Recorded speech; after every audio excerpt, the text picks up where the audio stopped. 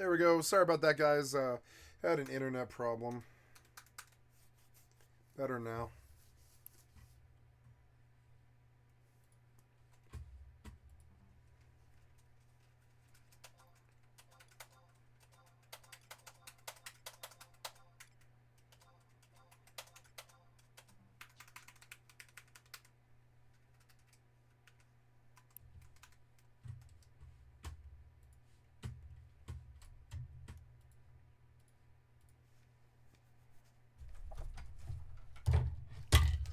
Oh, nice.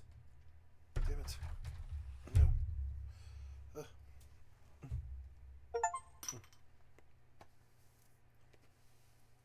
Cold. Water.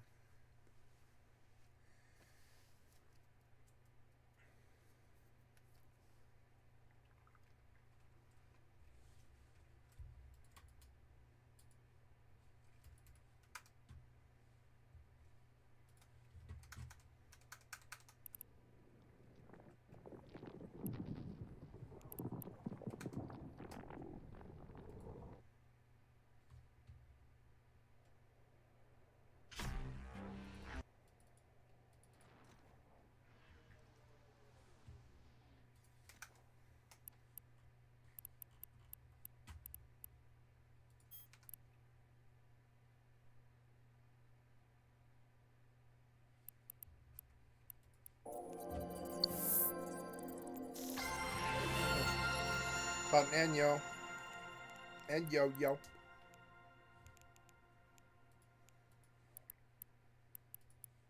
And a hawk.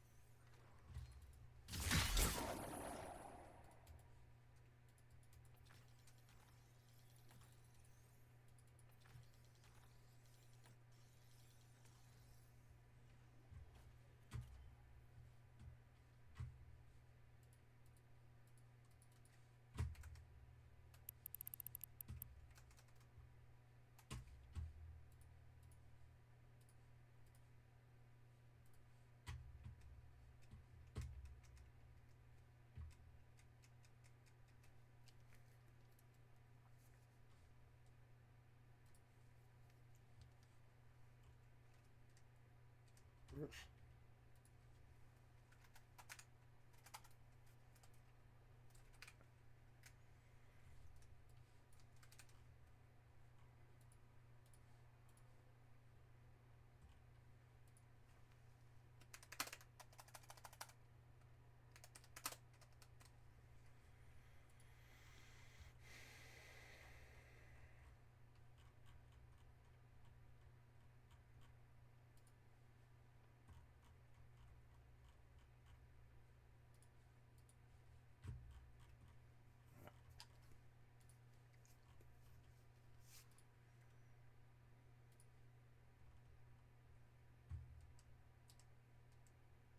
Oops.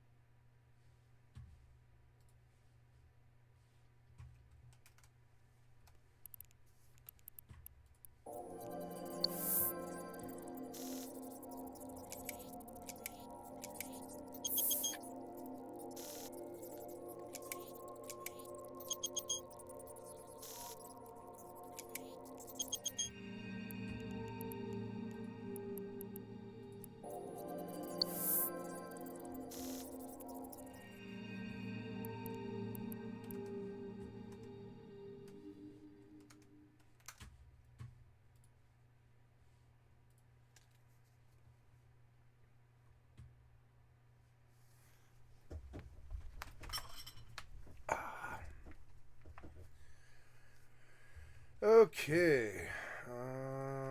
Let's chop some trees.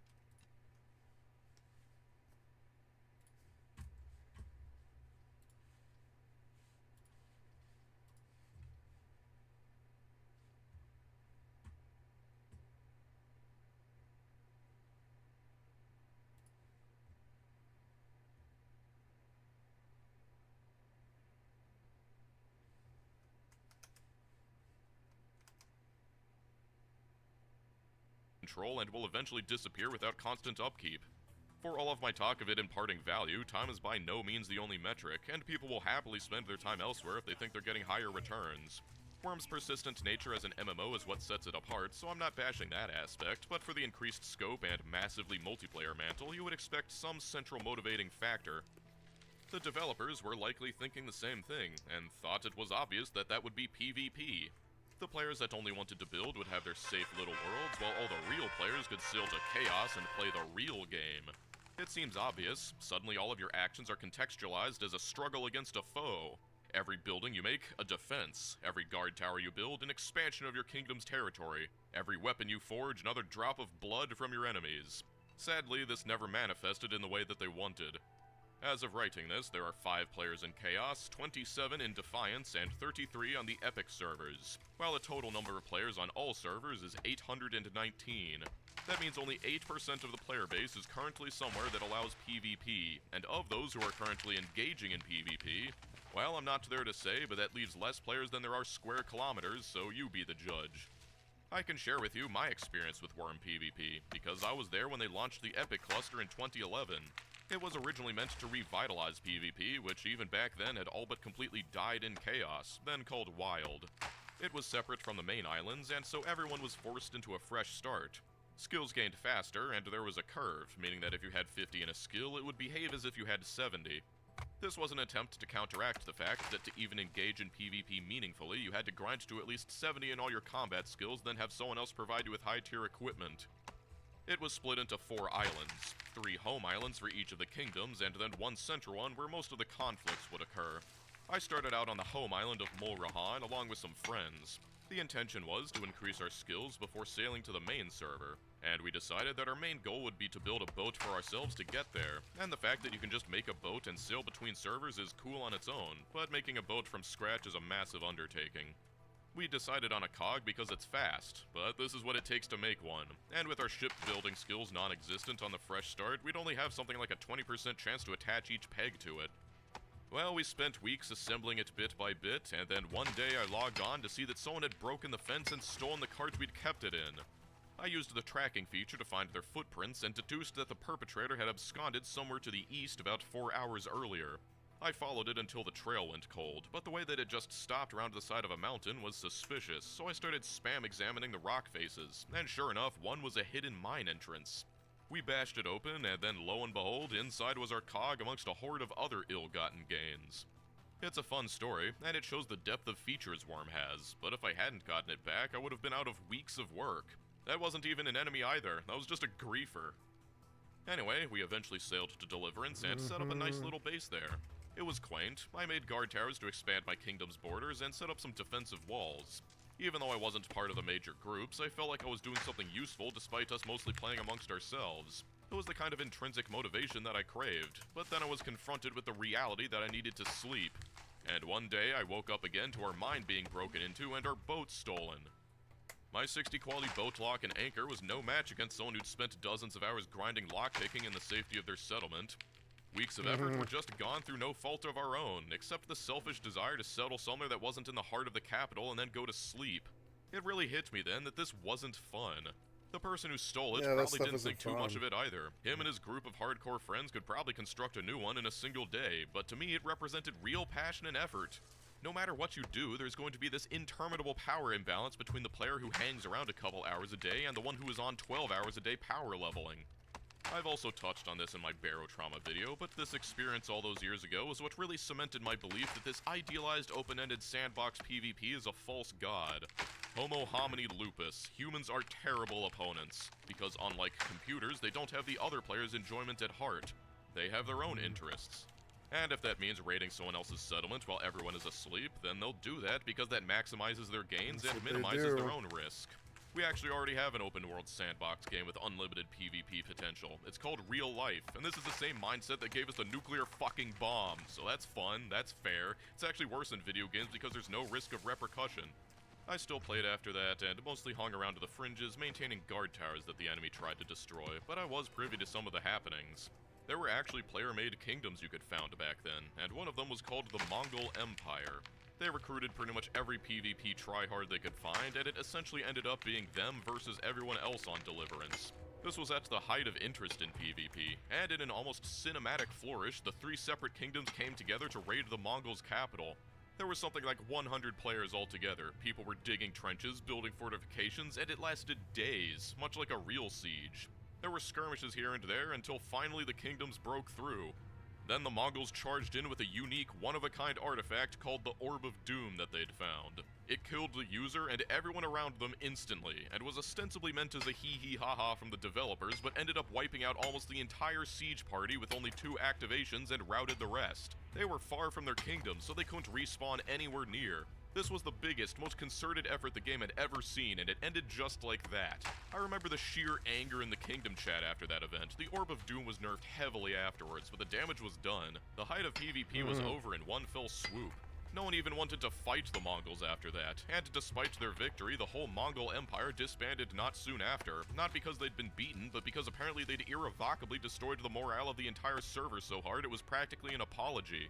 That's just one example, but just look at how many random adjustments there are that only apply to PvP servers. Now imagine that every single one of these came as a reaction to some public outcry in a game where major engagements happened maybe once a month, even at their peak. There's too many variables, it just takes too much time, and there's too much at stake to run enough trials to get anything even approaching balanced. When anyone joined the kingdom, they were basically hazed until it was proven that they weren't a spy for the enemy kingdom. There's that incredible beginner experience again. The developers had to add dedicated spy prevention where someone registered to the same IP couldn't be in two kingdoms at once, but obviously people got around that. It's compromise after compromise after compromise. I'm not saying that humans aren't fun to play against, I do it all the time, but think of all the games that are most popular for PvP. Things like shooters, fighting games, chess, all of these have limited scope in the locus of actual competition. Shoot your opponent first, you win, and if you lose, it's because your opponent shot better. The emergent complexity comes from aim, positioning, and awareness, but it's fairly straightforward to make it feel fair. Games like Dota or League of Legends are pushing the limits in my opinion, which is why they seem to spawn some of the biggest ragers in the world. But unlike Worm Online, there are thousands upon thousands of matches being played every day. That plethora of data allows them to adjust the balance much easier. And they're still constantly doing it, and people are still constantly complaining. I don't need to argue this for Worm Online, because this is all a posteriori. The game has already proven over nearly 20 years and multiple attempts that the majority of people do not like PvP compared to simply building in the safe servers. It's a similar situation to EVE Online, where it's much more interesting to read about the encounters than it is to actually play them. Yeah. I have no doubt that there were several people who genuinely enjoyed Worm PvP, but again, the results speak for themselves. I'm not saying it's impossible to make it work, I'm just saying a properly curated PvE experience will please a whole lot more people for a whole lot less effort. Anyway, my glorious dong is now scraping the sky. It took 2 hours to flat raise the slope to 170, but it was worth it. The passive-aggressive roommate actually showed up while we were building the guard tower, and despite my gracious offer to let him ring my bell, he simply calls us bots. It's funny because this is actually the one time building this place that I'm actually using real people to do my bidding, and that's rich coming from him considering he's got this fluid character that's been in local this whole time locked in one of his houses. I examine him and it says he's only skin and bones. My god, man, feed your boy. I went exploring around his settlement, and he literally had a sign out front telling you to go away. But all of this stuff is legitimately impressive, even if it's just him and his 3 alt accounts. Like, you can't even begin to imagine the amount of work that went into all of this. That Colossus alone takes like 2,000 It's funny, he's saying the word alt, but he's saying it is out. He's saying it out, and he's been saying it out the entire video, because he's totally autistic, and he has no idea how to say the word alt. He doesn't know what alt is. He's saying out, and it's driving me crazy. Clay. It makes me wonder why he wouldn't want people to look at it, but I suppose I've got to respect Canadian. it. It's an artistic Very purity Canadian. that others could only strive for. Apparently my snooping around caught his attention, and he started trailing me. Then I found this troll pit and accidentally fell in because I wanted to see the slope and foolishly assumed that climbing would stop me from falling into it like it should. Again, this game is held together with spit and tape, and this happens because the mines are effectively a parallel dimension that has its own height map. As far as the game's concerned, no matter how high everything is, it's on the same two-dimensional grid, so if you try to break a wall between 2 squares with vastly different levels, all it does is connects the two, resulting in this beauty. It's so glitchy I can't even climb up by walking forwards. It's probably impossible to climb out without dropping all of my equipment. I complimented him on his pit and thanked him for the opportunity to grind my climbing skill, but he's still upset over the fact that I had the audacity to play the game as intended and lures a spider over the top of the pit to kill me. Again, as far as the game's concerned, there's only 1 tile separating us, even though it's like 200 feet above me. I could have killed it, but I didn't have any stamina after climbing. Thankfully, I can just respawn at my settlement token and run back over there. Yeah, 2 hours He later. calls me a griefer, which is a strange thing to say at the least, coming from the person who built an actual grief pit, and sadly my attempts to establish rapport go rebuffed. The other kind of troll pit is when you plant a ton of thorn bushes in a hole and make a tunnel at the bottom so people can't fill it with dirt. I fell in one of those when I first started playing the game and had to ask a GM to get me out, and it was like a god had descended. It was funny. Anyway, because I'm smart, I remember that after establishing my settlement, I've gotten a single free teleport instantly to the village. Usually it's intended to make recruiting noobs easier, but I can use this to grab all of my stuff and then zip back with /V teleport. I should mention that almost everyone in Worm Online is really helpful, like this guy I started talking to about getting a horse. It figures I ended up settling next to the only neurotic on the server, but hey, it's free content. Neurotic. The only neurotic. I would have been more than happy to tear down my whole base if he'd asked nicely, since this is just for a video, but now he gets to enjoy my massive dong in his backyard for the rest of time. I go out to fetch that horse I ordered, and the man was kind enough to sail from a completely different island to deliver it to me. For all its foibles, this is the part of the game that really feels one of a kind, and something I'd really love to see flourish in the future. The horse I bought is one that was specifically bred for speed, and it was equipped with 4 90 quality horseshoes, each blessed with Wind of Ages to make the horse go even faster. Sure, it cost me $15 worth of silver, but again, that's what patrons are for, and you can't argue with results. 38 kilometers per hour isn't bad. $15 I bought this horse for for a reason, but at this point I was winding down and happened to come across this person driving a wagon down the road, and I'm like, that's cool. At risk of adding myself to the list of grown men who dream of rebuilding the Roman Empire, is it weird that I look at logistical networks like this and think it's the coolest thing ever? Even back on the PvP servers, I thought that the cargo convoys filled with bricks to build guard towers were the peak of what Worm could be. Anyway, that person is really nice and has apparently had their own run-ins with my neighbor. I follow her around, and it turns out that she owns the settlement I passed by every time I had to get clay. Talking with her, apparently she's only been playing for a little over a year, so this game still does get newer players after all these years, and what they've built in that time is impressive. I asked her what she liked about Worm Online, and she said the people and the relaxing vibe of it all. Unruly neighbors notwithstanding, I'm inclined to agree. With everything being player builds, the community that this kind of sandbox creates really is one of a kind. Eventually I've got to say my goodbyes because there's one final journey for me. I want to visit my old stomping grounds and see what's left of them, and it's a long journey, but that's why I bought this horse. I actually reached out to one of the original developers of Worm Online, but he only got back to me after I'd already almost finished this video, so I'm shoving that here in post. I asked him what inspired them to make Worm, and it's been 20 years, so understandably he couldn't remember the specifics, but he said that they were playing EVE Online together. It had released the same year as Worm Online started development. That led to because we got it in our heads that we could type Endeavor, and the rest is history.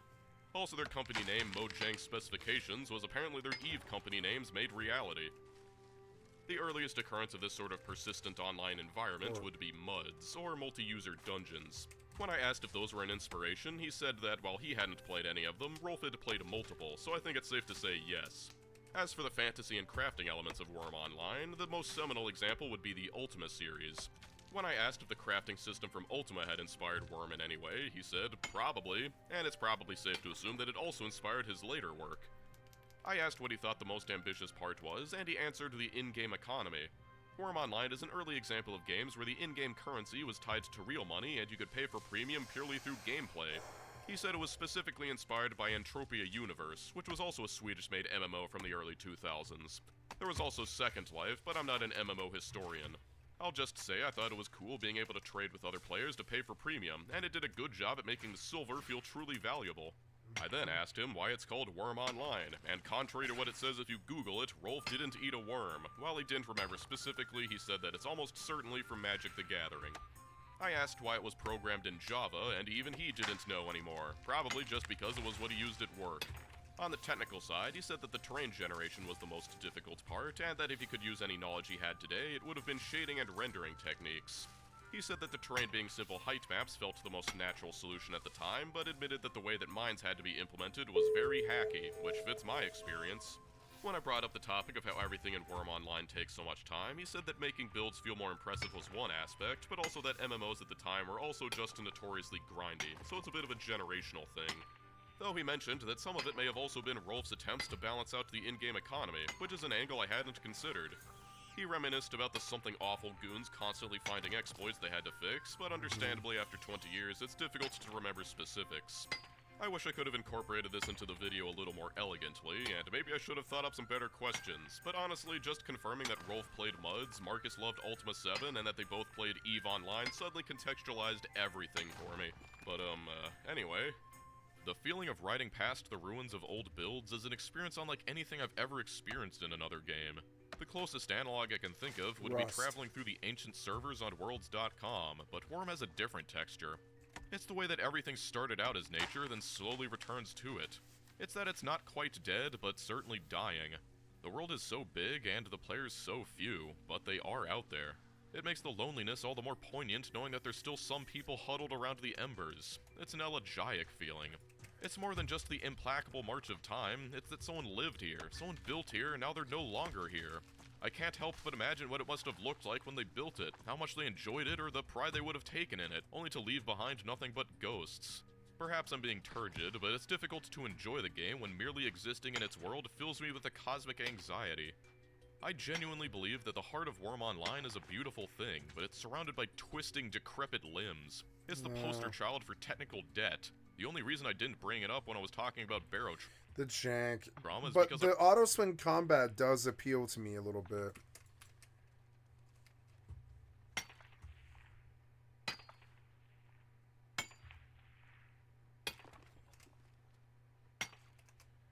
I wanted to make this video. This game can be beautiful when its graphics aren't glitching out. We're approaching the anomaly! I remember when they promised bridges, only for years to pass before they managed to implement them. Caves are parallel dimensions, and when I suddenly get kicked off my horse because of the code demons, it tells me I'm too far away to get back on even though I'm right next to it. Go into the cave, and sure enough, it lets me ride. With every Kickstarter scam promising this boundless player-driven sandbox experience, there's clearly a demand for this sort of thing, and Worm Online has been the closest to the formula since 2006. It's actually bizarre to me that no one's attempted to evolve upon Worm's example. I know MMOs are notoriously expensive, but Worm started development in 2003 between two people, so you'd think that we'd have an even easier time 20 years later. I actually think the tile-based environment is an asset, because some people are way too ambitious, and that's how you end up feature creeping yourself over a cliff. Though the core idea has value, as it is, Worm Online struggles to come together meaningfully. I've mentioned my opinions on the PvP, but it's a sandbox game that encourages building your own settlements, but settlements have next to no utility to the players whom aren't villagers. You can place player-owned merchants who can sell things, which is cool, granted, but that's about it. If you don't have money, player-owned settlements are completely pointless, and half of them are just locked off so you can't even look at them. There it is, my old guard tower. There's something beautiful about it, standing here for 10 years on the same plinth, watching over this area as everything molders away. There used to be a shanty town around here, but it's all returned to nature. Well, this was just a step along the way. I've got even further to go.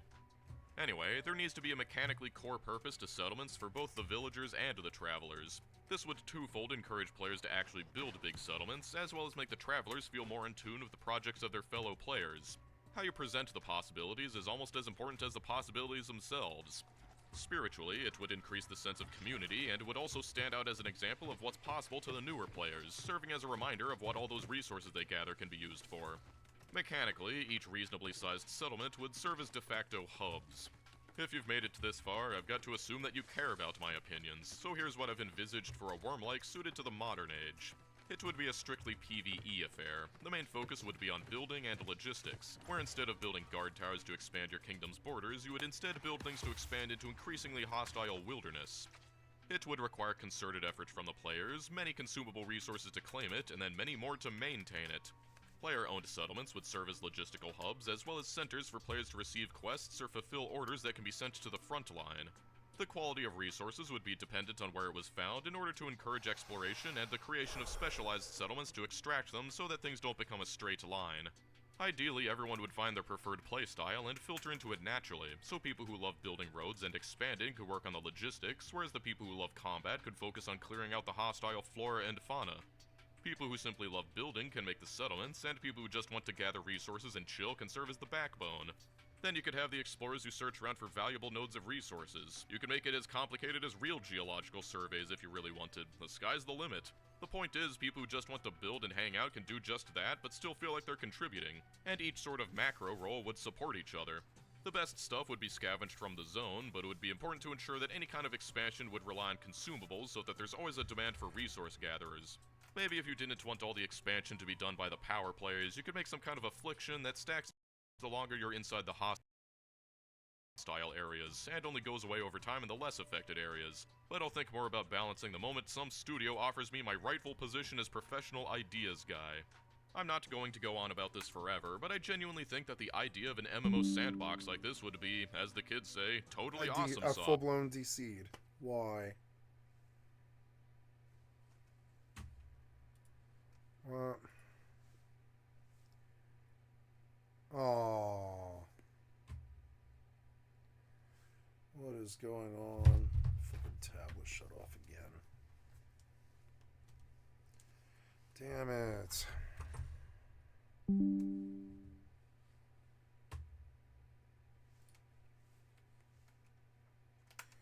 This was only half an hour.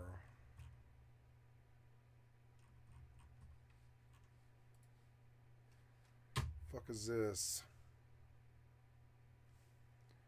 What's going on? Okay. Well, the upload's good.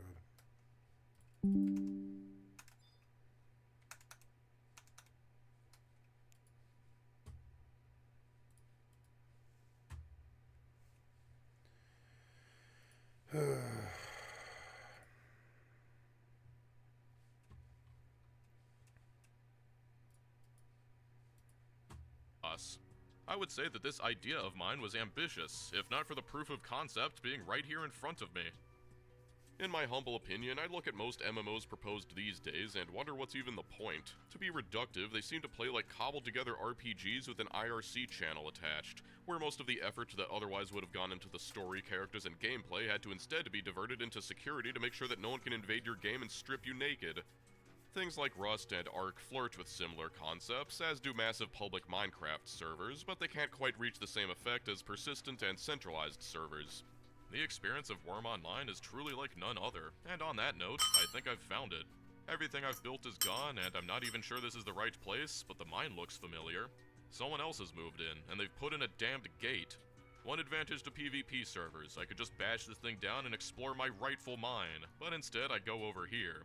There is more to this mine, I know it, and after digging through my ancient hard drive, I actually find it. The map that I used when I was prospecting for minerals. I mined down the walls, really regretting not buying a high-quality pickaxe while I was in the market, and I felt legitimately emotional when this wall fell down and revealed that little bit which still hadn't collapsed. I'm not even sure the mine's new owner knew that silver was in here. This lamp, man, this lamp is a trooper. It's planted, but I can pick it up, proving that it is indeed my lamp from so long ago. Fill it up, and it's back on. There's also gold in here somewhere, and there's another lamp. Man, the fact that I could experience something like this from a video game really is a testament to how unique Worm Online really is. Well, there's not much left to do but to thank my patrons for funding these videos about relatively unknown and dying MMOs I played around 2007 and 2010. I remember coming back in 2014 to build this place and being like, woof, blast from the past. Unfortunately, my patrons don't number in the millions because otherwise I'd fund my dream MMO, and it would definitely be something like Worm Online. This convoluted little game has informed many of my weird tastes for the years, and I'm glad I could share it, because there's definitely a lot more to it than a clumsy tutorial. Anyway, feel free to visit Bell's End Outpost, visit the Dosh Holy Site, come ring our bell, located in scenic This Guy's backyard. You can't miss it. I'll probably hang around the area a little bit longer after uploading this video. Slap me in the face to get my attention. But anyway, that's about it. So, okay.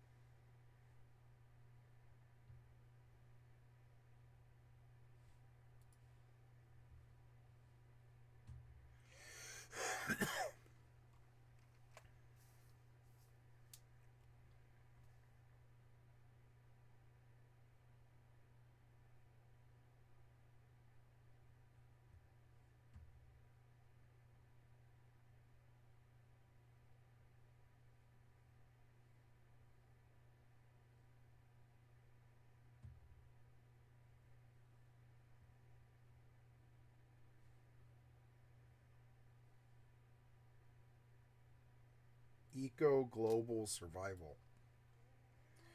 I've never heard of it.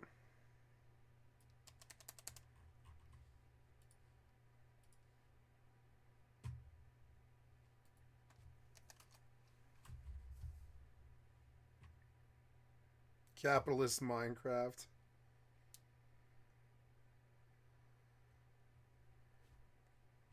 Capitalist Minecraft. Every save file is a fully simulated planet with its ecosystem, biomes, climates.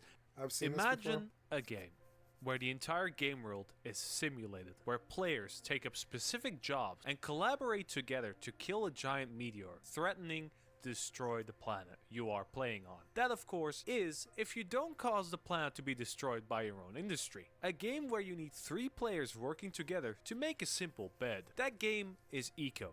And it's not actually a game. It's a social experiment where players have to get their own job, getting paid for the goods they produce, spend that money on the worst food imaginable, as the butcher forgot to auto-cue his meat production again. It's a test on how long the human body can go without sleep because the carpenter needs 2,500 wooden logs and you really want that owl statue. It's an absolute time sink of a game where every animal, every tree, and every player activity is measured, recorded, and simulated, with your actions actually impacting the world you play on. With one simple goal: shoot the meteor before it shoots you, without destroying the planet you are trying to save. It's an absolutely unique experience no one is really talking about. A game so complex I can't even summarize it in this simple intro. So let me take you on a journey through what this game is, the many stories I have, and the absolute insanity that is Eco Global Survival. Interesting.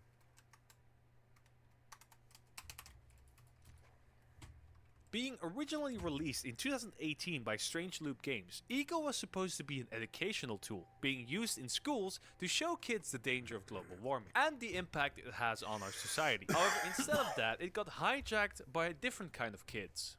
Adult men who liked what Eco wanted to do, a game where every save file is a fully simulated planet with its ecosystem, biomes, climates, and the whole shebang.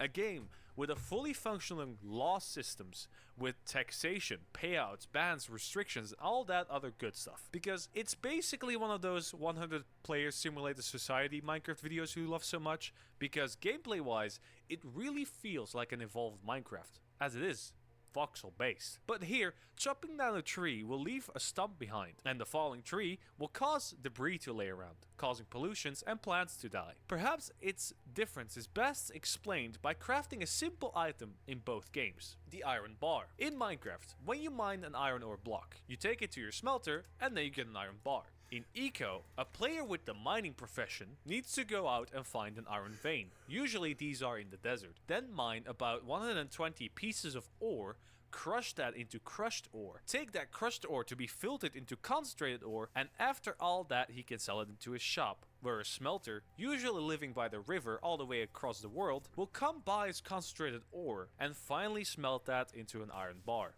ready to be used in another recipe by the other professions. And that is basically Eco in a nutshell. You need someone to do the work for you, you pay them with money or something in return, then use that stuff to make stuff that players need. But why not just take both professions? I mean, if you need a miner to do smelting stuff, then it makes sense that you just do both, right? Well, there are a few issues with that. First off, you're not the only one mining or smelting, so you're better off selling your stuff to multiple smelters, getting more money, than to just keep all the stuff for yourself. Second off, a part of the Eco experience is the economy, where people have money that they can use to buy stuff they need, or food. Without an economy, you might as well play single player. And ask any Eco player.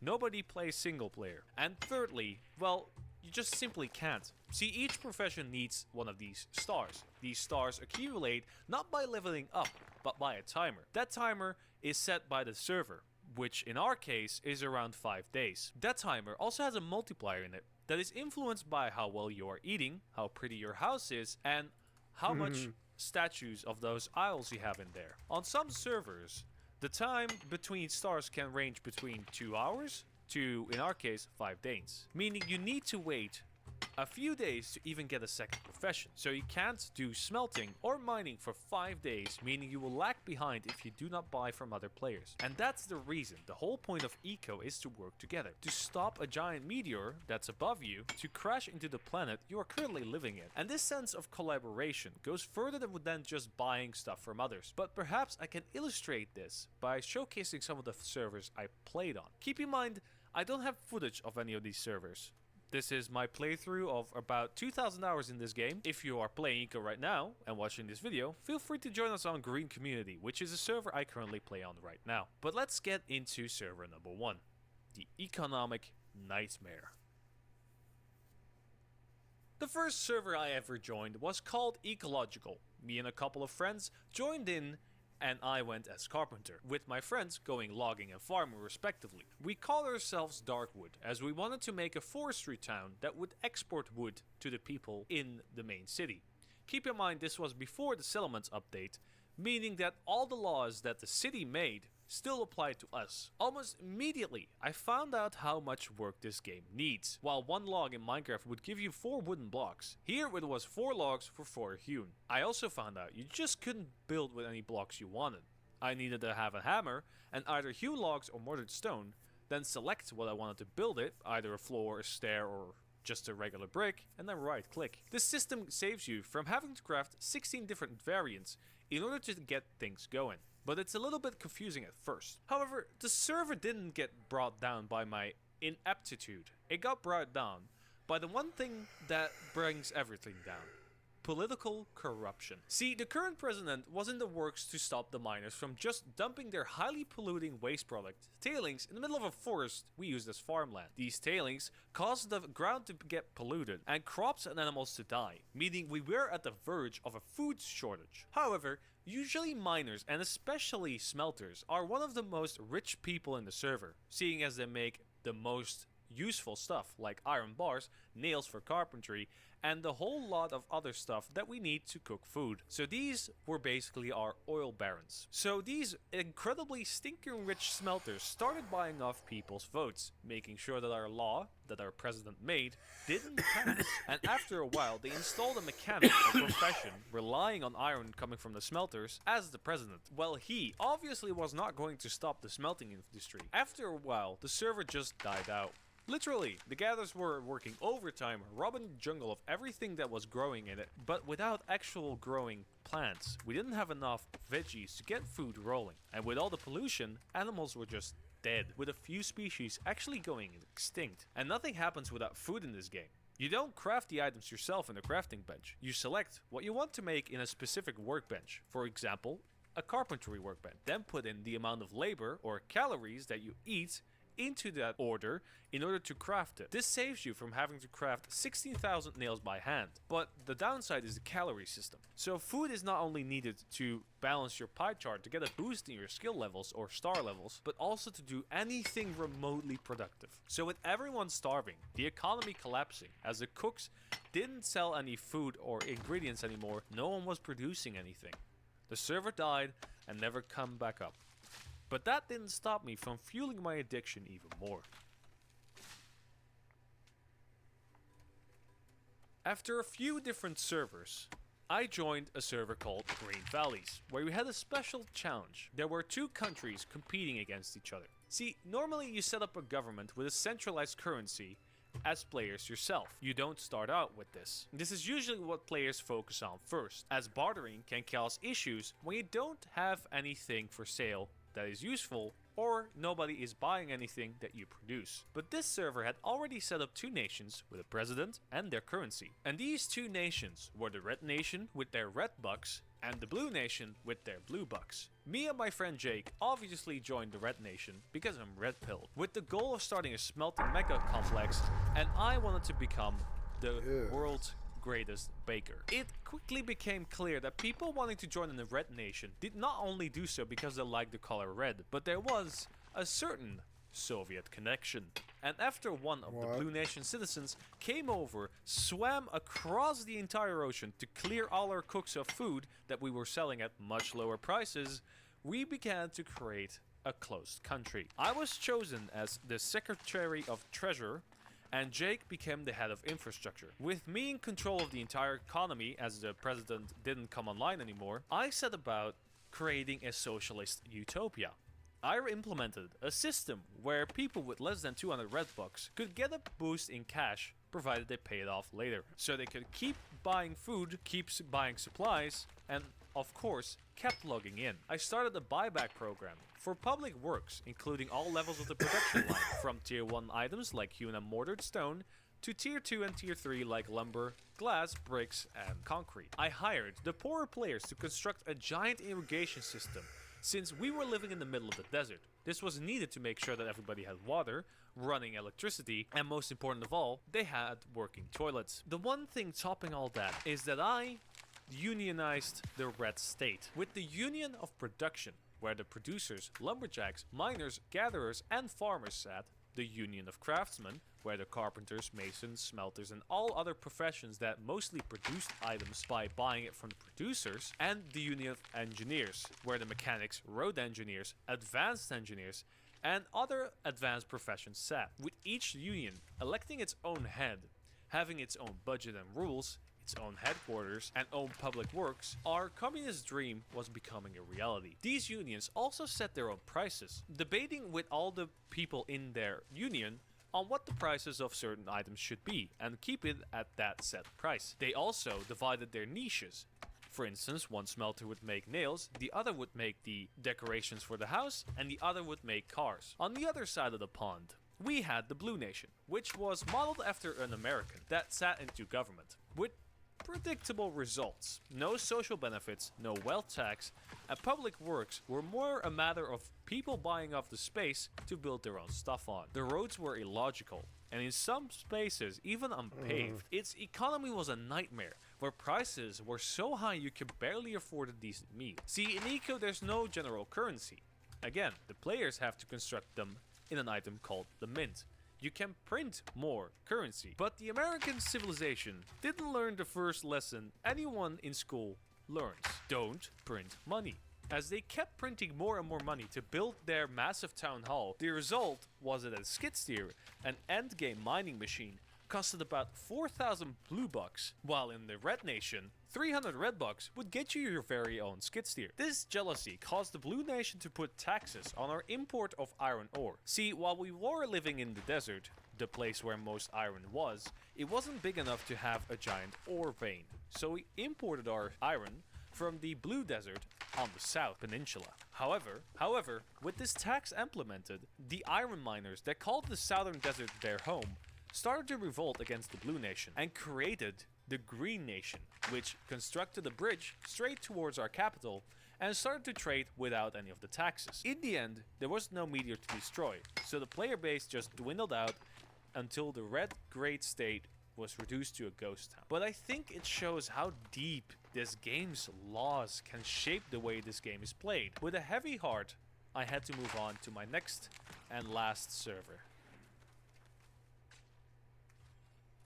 Now, this is a collection of stories as I played on the server for the last 2 years, and I am currently playing on it right now. Let's start by talking about Willux. Hello. Now, Willux is a very special type of person. To explain how special, let me tell you the story about when we made this man our head of infrastructure. You see, Willux was building a highway, running from the town center to a group of farmers to our east. While building this highway, our dear friend forgot to remove some asphalt and drove straight into a ditch. A ditch that he built, mind you. Now, his personal car was stuck. How do you think this man will fix this issue? Will he A, dig out his car and try to save it, B, use taxpayer money to buy a car for himself, or C, eat ice cream? Of course, this absolute dumbass chose answer B, proceeded to waste about 350 of taxpayer credits to buy a car under his permission, drove it up to the crashed car, moved all the stuff into the other, and drove along.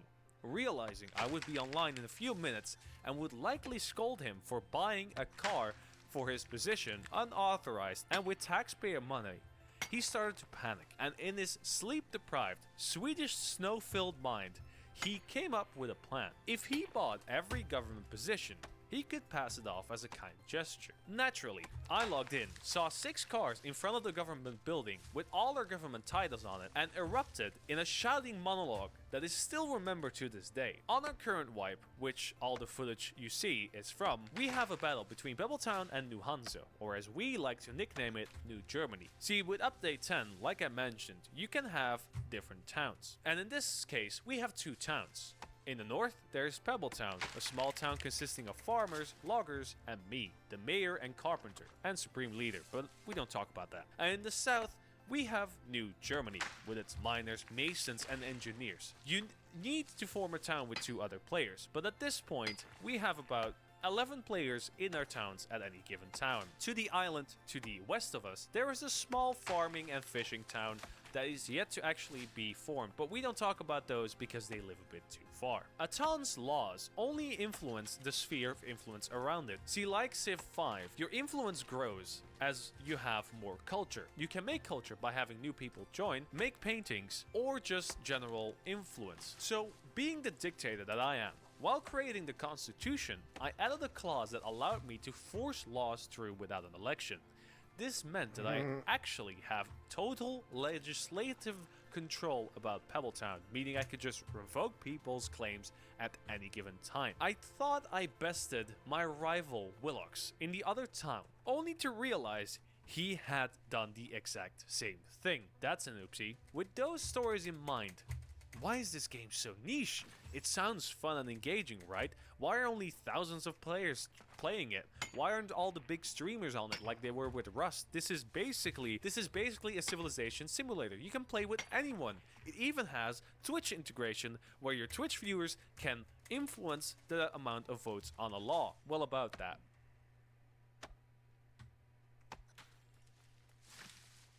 Eco Global Survival is and will likely always be a niche title.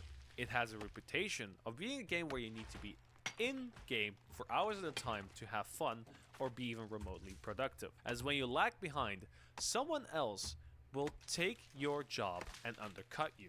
But to be honest, if you have a good set of laws, this can be negated. And with the new update, bringing in town systems, widening the amount of jobs you need to get anything done, I think those days are mostly behind us. Plus, with the new boats, people can settle so much more further away, creating an actual need for transportation moguls. However, this update took over 2 years to make, and I personally haven't touched the game until very recently because I was bored of it. If it takes another 2 years to get update 11, the game will die.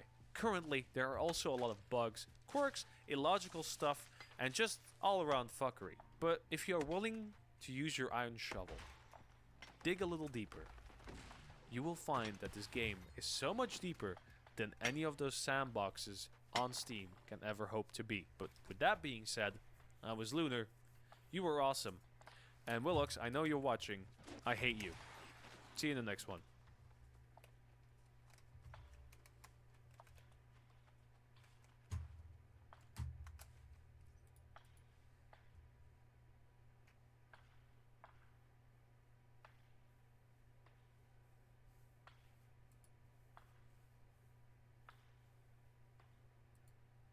Hello everybody, my name is Luchara, and this is 10 things I wish I knew when I started playing Eco Global Survival. Let's jump right into it with number 1, upgrade modules. So what upgrade modules do is they reduce the resources needed and the time needed when you put them in a table. So for example, the basic upgrade 1 reduces those both by 10%, upgrade 2 is 25%, upgrade 3 is 40%, upgrade 4 is 45%. There's also a tier 5 upgrade that I'll talk about here in a bit. So what you do is you come to a table and there's a module tab. You would just drag it, put it in.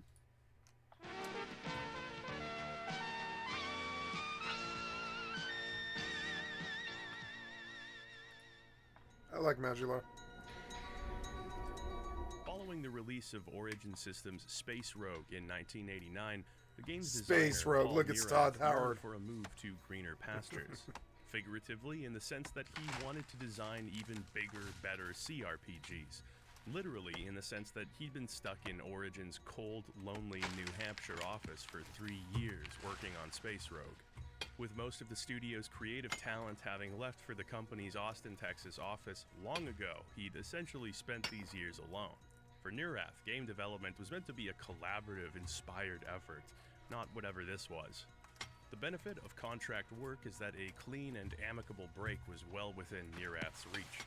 He parted ways with Origin and founded his own startup, Blue Sky Productions, whose name represented a brighter chapter in his game development career. The company was co-founded by a longtime friend and associate of Neurath's, a man by the name of Ned Lerner, who he'd met in a university computer science course. While brainstorming the company's first big project, Neurath looked to the past for inspiration.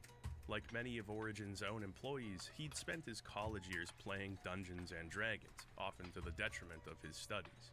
This had left a big impact on his tastes. He leaned towards fantasy CRPGs, having cut his gaming teeth on Ultima 2 and Wizardry. It was the more contemporary dungeon crawlers, though, that really seemed to be blazing a trail. The dungeon crawler had been around for as long as the CRPG. In fact, for many years there was no distinction between the two. As far back as Akalabeth, Richard Garriott had been implementing dungeons. Displayed from a first-person view, these dungeons would utilize a mock 3D perspective to place the player directly in the shoes of their character. Ultima's initial dungeon-focused gameplay was gradually dropped in favor of exploration, dialogue, and adventuring across an overworld. The dungeon crawler, however, would go on to be refined by many other developers. One of the more significant advancements in this genre had been the implementation of real-time gameplay. Rather than operating on a tick-based system where characters and enemies would take turns in combat and movement, games like Westwood Studios' Eye of the Beholder would allow the player characters and enemies alike to act independently. If you wished to turn around and walk away from a difficult encounter, you could do that, but there was no guarantee that the enemy wouldn't be stalking you through the halls as you caught your breath. Real-time gameplay was a major step forward in realism and immersion. Not even Ultima had implemented such a system. FTL Games' 1987 hit Dungeon Master had been instrumental in pioneering a new frontier for dungeon crawlers. On top of its real-time gameplay, Dungeon Master also featured a mouse-driven interface that fundamentally changed the ways in which players would interact with the game's environments. The system was a milestone in the genre. It spurred the development of many games featuring highly interactive worlds in which the player's freedom and intuitive mouse-based control systems were prioritized. Space Rogue had featured real-time polygonal 3D graphics, an impressive and uncommon sight in video games at the time. Neurath's concept for the game was, to put it in a word, immersion. Can we trick the player's brain into believing that they're partaking in an actual space battle? Will you feel the adrenaline, the fear of failure as you man the controls? The problem with this in the case of Space Rogue was that the game featured multiple different modes of play. You would move from menus to Ultima-style top-down sections to first-person flight simulation. It was broken into pieces without much cohesion. After graduating, Lerner had founded his own company, Lerner Research, whose goal was to advance the development of 3D in computing. The company had made some truly impressive 3D games, including F-22 Interceptor, which pushed the Sega Genesis to its absolute limits. Lerner's state-of-the-art resources would be repurposed by Blue Sky Productions and utilized with the help of some talented programmers. Enter Doug Church. Church, like Lerner and Neurath, was fascinated by the burgeoning world of 3D visuals. At just 21 years old, the MIT student was a programming virtuoso. After being given the elevator pitch for Blue Sky's first game, he was asked if he'd like to join up as a full-time programmer. It didn't take much convincing. Church immediately dropped out of university and joined Blue Sky Productions. What self-respecting hacker wouldn't want to be there on the precipice of a new chapter in computing history, after all? They began to develop the technology for a full 3D dungeon crawler with an unbroken first-person perspective from beginning to end. Not grid-based snapping movement or pre-rendered backgrounds, but a free-flowing system that emulated real-life physicality. The original title was Underworld, and the concept alone was insanely ambitious. Player freedom on the level that Neurath was suggesting was heretofore unseen in video games, never mind in 3D. Even getting Space Rogue to run properly was the result of tremendous effort and many late nights at the office. Underworld would be no different. Neerath now had a team of employees working under him at Blue Sky. After several months of tireless effort, and thanks to their programmers' prodigious talents, the team developed a tech demo. The technology was impressive, but the prototype struggled to run at a playable frame rate, often dipping below 10 frames per second. It was only with the arrival of Intel's i486 processors that the concept of Underworld became anything more than a pipe dream. The 486 was a huge improvement over its predecessor, the 386, which had become the industry standard.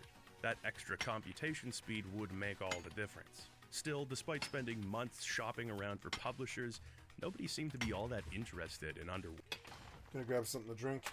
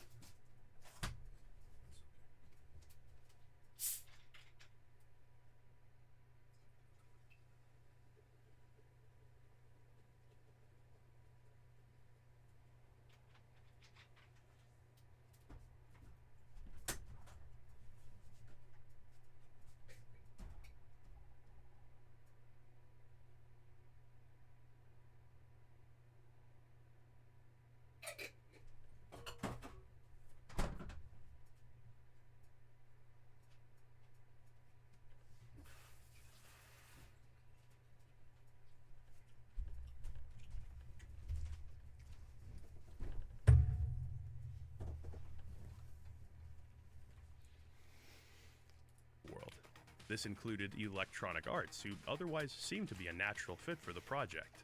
Still without a publisher, the game was shown off at the 1990 Summer Consumer Electronics Show, where it caught the eye of Richard Garriott and Warren Spector of Origin Systems. That's almost enough to make someone believe in fate.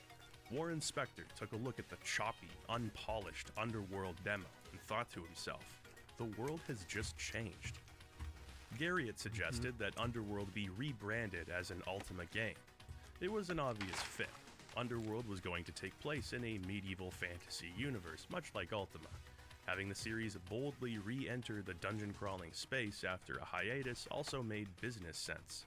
Neerath had some trepidation. He knew Richard Garriott well enough to know that any of his own creative decisions were going to be heavily scrutinized. Garriott would want the game to feel like Ultima, and only Garriott would really know what that meant. This would compromise some of that creative freedom that Neerath was looking forward to after his years at Origin. Still, the team at Blue Sky all decided that this would be the best thing for the company's future. Ultima Underworld was born. As Blue Sky was working on contract, the role of producer would need to fall on somebody from Origin. The role was initially given to Jeff Johannigman, who'd worked as producer on the Savage Empire. However, Jeff departed from Origin shortly after this assignment. As a result, there was an extended period of time where the game simply didn't have a producer, and that was a problem. The story outline that they'd developed, Spectre recalled, was just bad, and it needed fixing.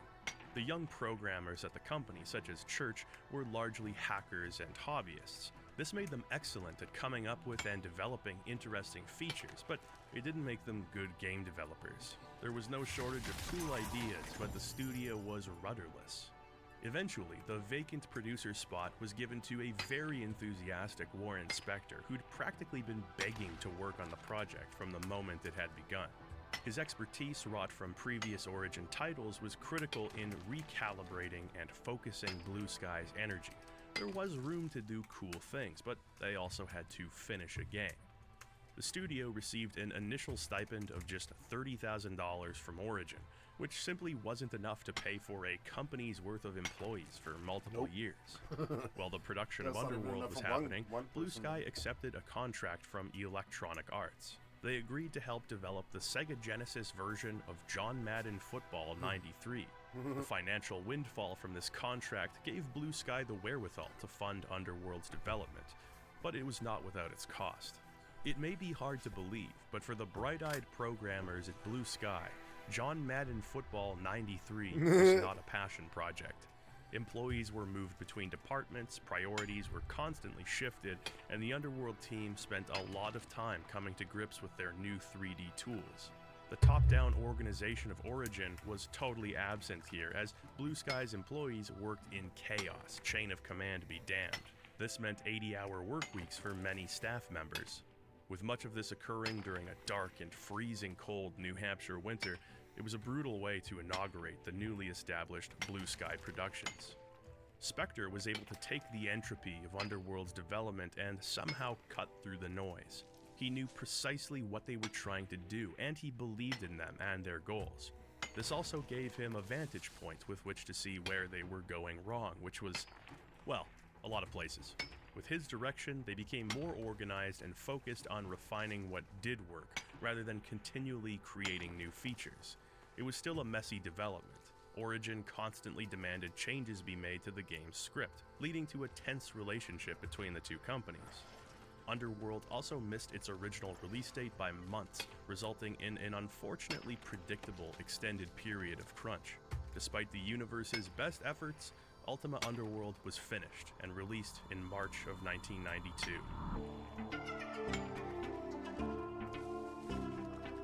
The box art is striking, depicting the Avatar creeping down a flight of stairs surrounded by the denizens of the Stygian Abyss.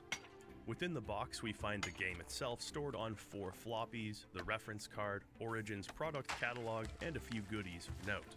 The player's guide gives you a thorough look at the many different aspects Ultima of the game: Underworld, combat, wow. movement, survival, spell casting, and some advanced tips for I when like you the got a music, it's handle on good. things. Included is a paper map detailing the first level of the Abyss itself, as well as a more general overview of its 8 levels. Also packed into the box is a small satchel containing 6 metallic runestones. These represent some of the magical runes you can find in-game. It's been a while since we've had a real feely in an Ultima game box, and this one is pretty cool. Finally, a booklet titled The Memoirs of Sir Kabirus, which introduces us to the game's story and the many changes that Britannia has undergone since we've been there. The memoirs are written from the perspective of one Sir Kabirus, penned by his scribe Corby. A member of the court of Lord British, Sir Kabirus believed that the 8 virtues could be unified into an unbroken whole.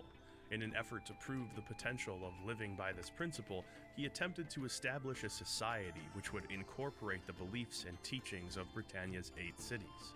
The compassion of Britain, the valor of Jalome, the honesty of Moonglow, the sacrifice of Minok, the justice of Yu, the humility of New Magencia, the honor of Trinsic, and the spirituality of Skara Brae.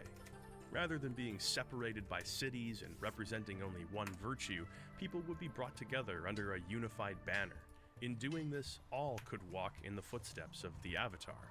Any who would listen to Kabirus' words, man and beast alike, would be given a place in this new society. The colony would be established in the heart of what was once a place of great evil, but now existed as the center of virtue. The Isle of the Avatar, specifically the Stygian Abyss underneath it. First to respond to the call were the brave Knights of Jolome, the Order of the Crux Ansata, as well as the ancient Moonstone Seers of Moonglow. These seers would be critical in establishing the colony, being familiar with spells of light and the creation of food. While these memoirs are penned in a tone of hopefulness, the writings abruptly stop before being resumed independently by Corby the Scribe. Whatever's happened in the time since the Abyss colony was established, Sir Kabiris has passed away and the underground colonies began to wage war against each other. Communication among those inside ceased years ago, and the Abyss has once again become a place of great danger. The game opens up with a fully voice-acted introduction. The Avatar, who's at home on Earth, is visited by the ghost of a man named Garamon. Treachery and doom. My brother would unleash a great evil. The Avatar is warned of a great evil, and in the midst of his troubled dreams, is brought to Britannia by Garamon's magic. As the Avatar arrives, he witnesses a kidnapping. No matter, thou shalt serve to draw the hounds from the scent. A mysterious figure in league with a troll abducts a young woman named Ariel, daughter of Baron Almric, who governs the Isle of the Avatar's surface. The Avatar arrives just in time to be blamed for the kidnapping and is brought before Almric as a prisoner. Drop to Bill out, an accomplice, all wager. Well, he'll now escape us, and when we bring him back, he'll both hang. Hey, I just said it was fully voice acted. I didn't say that the voice acting was good. I posted guards at Ariel's door, but still you took her from me. They say thou didst drop her to a troll waiting below. What sayest thou? Richard, I'm begging you, please stop lending your voice talent to these games. The Avatar informs Almric of his identity, but the Baron doesn't believe him. None here can survive the Stygian abyss and Did Richard Garriott just mispronounce the word Stygian? He's the one who named the damn place. The Avatar is brought to the mouth of the abyss. If he is indeed the Avatar, then rescuing Ariel and bringing her back shouldn't be a problem. If he isn't, then being cast into the abyss will be punishment enough. Some people have commented on how goofy it is that Almric wouldn't give the Avatar any weapons or equipment. After all, he wants his daughter saved, right? Honestly, I don't think it's that outrageous. In his emotional state, his daughter having been kidnapped, he assumes that the Avatar is a kidnapper and an identity thief. It's been ages since anyone has seen the Avatar. There's no reason to believe this random homeless guy in his daughter's bedroom is telling the truth. Besides, humility is one of the 8 virtues. If the Avatar is, in fact, a master of virtue, then whether he's decked out in magical armor or in tattered rags, his victory should be assured. It's a win-win for Baron Almric. Well, other than his daughter being kidnapped, I guess that's a lose. Character creation here is arguably the most involved it's ever been. You're told to select one of 8 classes, each with their own attributes, as well as different utility skills and weapon skills they can specialize in. It promises quite a complex adventure compared to recent Ultimate games. You don't even have to answer a series of virtue-related questions to generate your character, which is a feature I don't think has belonged in the series for a very long time. At last, we're dropped into the Stygian Abyss, where the game begins. For a PC gamer in 1992, booting up Ultima Underworld for the first time would have been a surreal experience. There was nothing like this on the market. The manual dedicates pages upon pages to just explaining the concept of 3D movement simply because the developers knew that this would have been a totally foreign concept to gamers. So much so that the game actually features a novice mode which locks you to a grid and only allows you to face in cardinal directions, like dungeon crawlers of the time. This was implemented to help the player get to grips with the controls of Underworld. They had to make a concerted effort, even in the game's advertising, to show people what 3D meant in this context. Many would assume 3D was just referring to the first-person vantage point of games like Wizardry. Hell, Richard Garriott used the term 3D to describe the dungeons of Ultima for years. Those games were 3D in the same way a photograph is real life. Underworld's marketing would use terms like continuous movement 3D in an effort to distinguish this 3D from its use in common gaming parlance. Half of this ad's real estate was reserved to show off individual frames, like, hey, you can see objects from different angles now. It was just something that you had to see to believe back then. As the first 3D first-person RPG, you would expect Ultima Underworld to control clumsily, but you would be wrong. The game's control scheme is impressively forward-thinking. While most first-person games would, for the foreseeable future, use the arrow keys to move forward, backward, and turn, Underworld has something of a proto-WASD layout. W runs forward, X walks backward, Z and C strafe left and right, while A and D turn left and right. It really doesn't take long to get used to. You could even look up and down using the number keys, which again was simply unheard of in a 3D texture mapped game. What makes Underworld especially easy to control is its mouse-driven interface. You can actually play the game almost entirely with the mouse if you so choose. Clicking and holding while your cursor is on the edge of the screen will turn your character or move them in that direction. It's a bit unwieldy to look around this way, so a combination of keyboard and mouse is the way to go. With the cursor, you can interact with the environment, manage your inventory, and engage in combat with enemies. It's straightforward, and most importantly, it's intuitive. That's the key word here. You are initially tasked with picking up your gear by the entrance and equipping it. By clicking and dragging the bag, you can place it in your inventory. You can open up containers and drag and drop items in and out of them too. Dragging certain items onto your character's paper doll display will equip them. You can toss things out into the game world and grab items off of ledges while jumping through the air. There's so much complexity packed into such a simple, manageable set of controls. For Blue Sky to have accomplished such a thing so early into the life of 3D games is really quite impressive.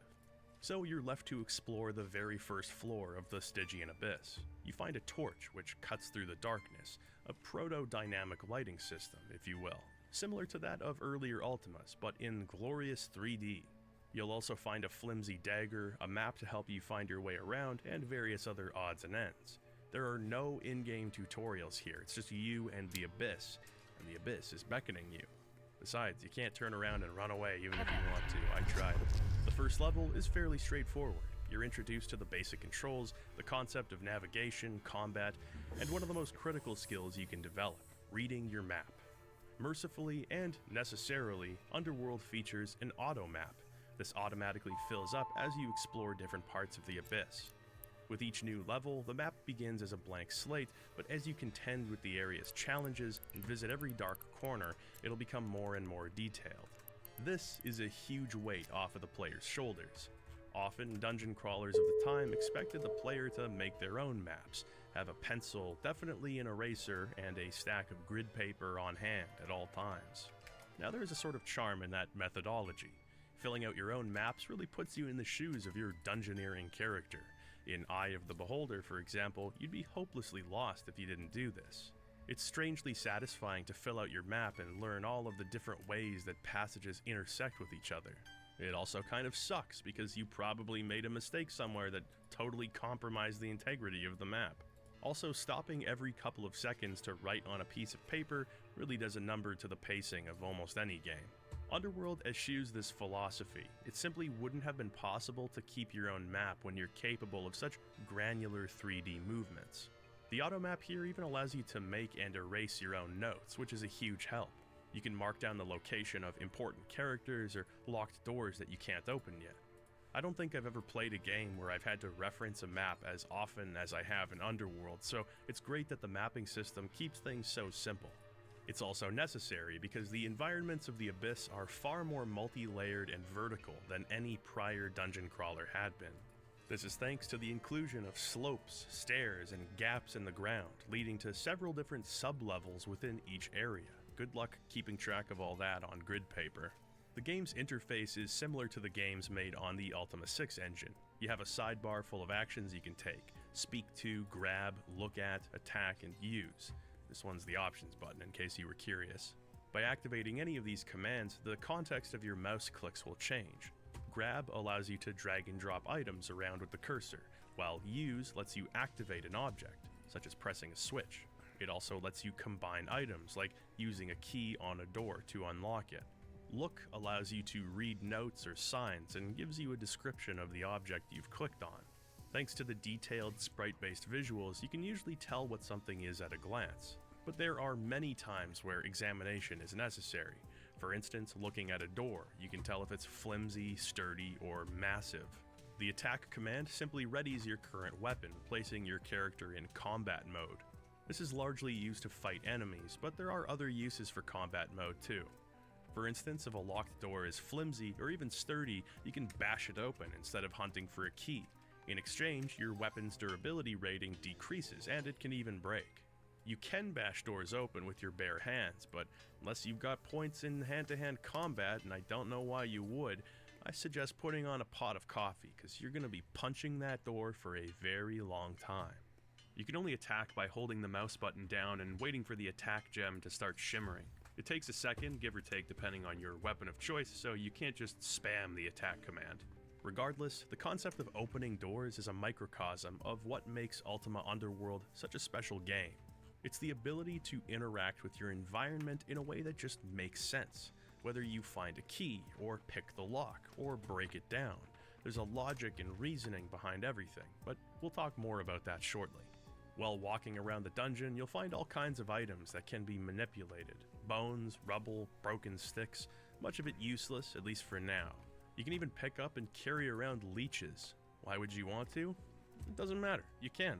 You never know if you're going to need something, so the wise Underworld player always makes mental notes of where they've seen an item. Thankfully, you can keep containers in your inventory. This lets you organize your clutter and carry a fair amount of it as well. You can find food down here, and it's always important to have a supply of it on hand. Your character will gradually become hungry and tired, at which point you'll have to stop and rest, provided you have a bedroll. Resting is one of precious few ways to regenerate your health and mana. The only way that a rest will be effective is when you don't rest near enemies and your belly is full. If your character hears creatures moving around or they're hungry, your sleep will be less restful, resulting in little if any recovery. Not all food is created equal though. It can gradually spoil over time, becoming less tasty and less effective at filling you up. You can find it in storerooms as an item for trade. You can even make a fishing rod and catch yourself dinner at any body of water. Resting is an important part of Underworld. From a story perspective, because the Ghost of Garamon will contact the Avatar while he sleeps. He'll offer us fragmented comments about our progress and the story, giving the player some urgency to keep moving. Despite that urgency, there's no time limit to complete the game, so you can rest as much as needed. From a gameplay point of view, resting is also necessary. Healing potions are quite rare, and healing spells are only available to casters. Mana potions are even more rare, making resting the only viable way to recover magic power. Speaking of magic, the ability to cast spells constitutes a major difference between classes. Some are proficient in it, some can dabble, and others are altogether restricted without some major skill investments on the player's part. In order to cast spells, the player must first find the necessary runes to do so. In the back of the game manual, you'll find a list of spells that can be cast and their associated runes. Runes are found somewhat infrequently. Occasionally, they'll just be lying around, usually in dangerous or hidden areas of a dungeon level. Other times, you'll receive runes as a quest reward. Common runes can be found multiple times, while more powerful runes can only be found once. But once you have them for good. No matter what class you play, it's important to be thorough, but that's especially true if you're playing as a mage. Once you have the right runes, you can arrange them in a sequence on the magic menu.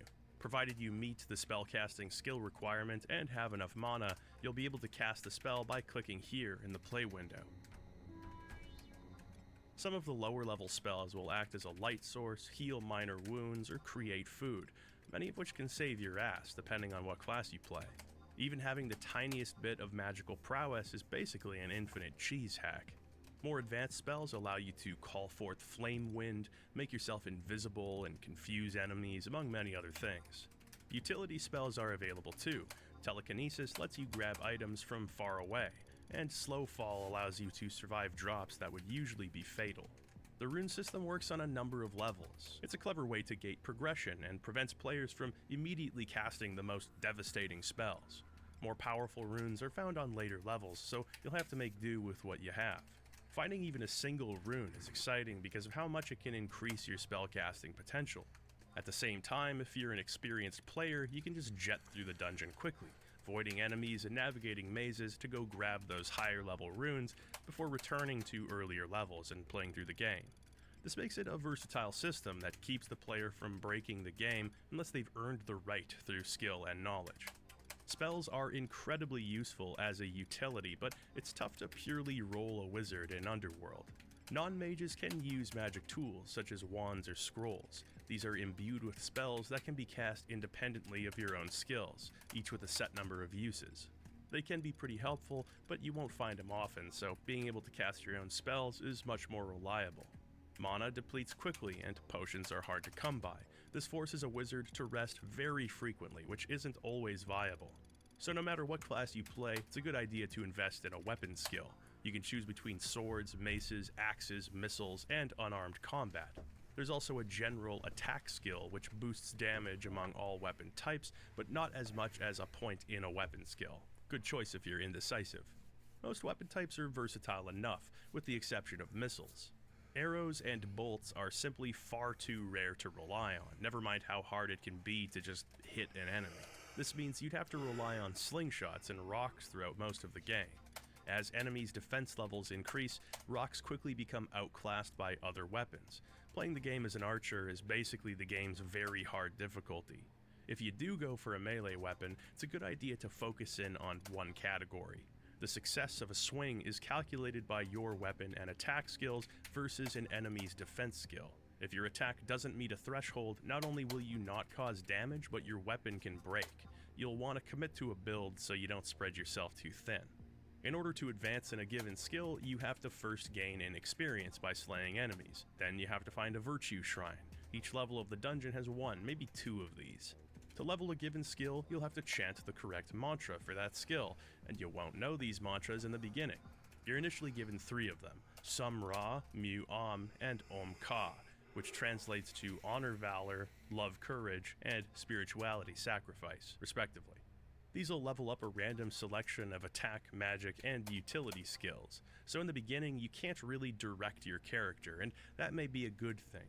Having a few levels to experiment before zeroing in on a path takes some pressure off the player. As you explore, you'll learn new mantras from books, from NPCs, or notes. Of course, if you already know the mantras from a previous playthrough, you can just use them whenever. I guess you could also cheat and look them up too, you son of a bitch. While on level 1, you'll find the first few remaining groups from Sir Kabirus' grand experiment. There's a crew of human prisoners doing what they can to survive, and that's the name of the game. There's no judgment down here, only survival.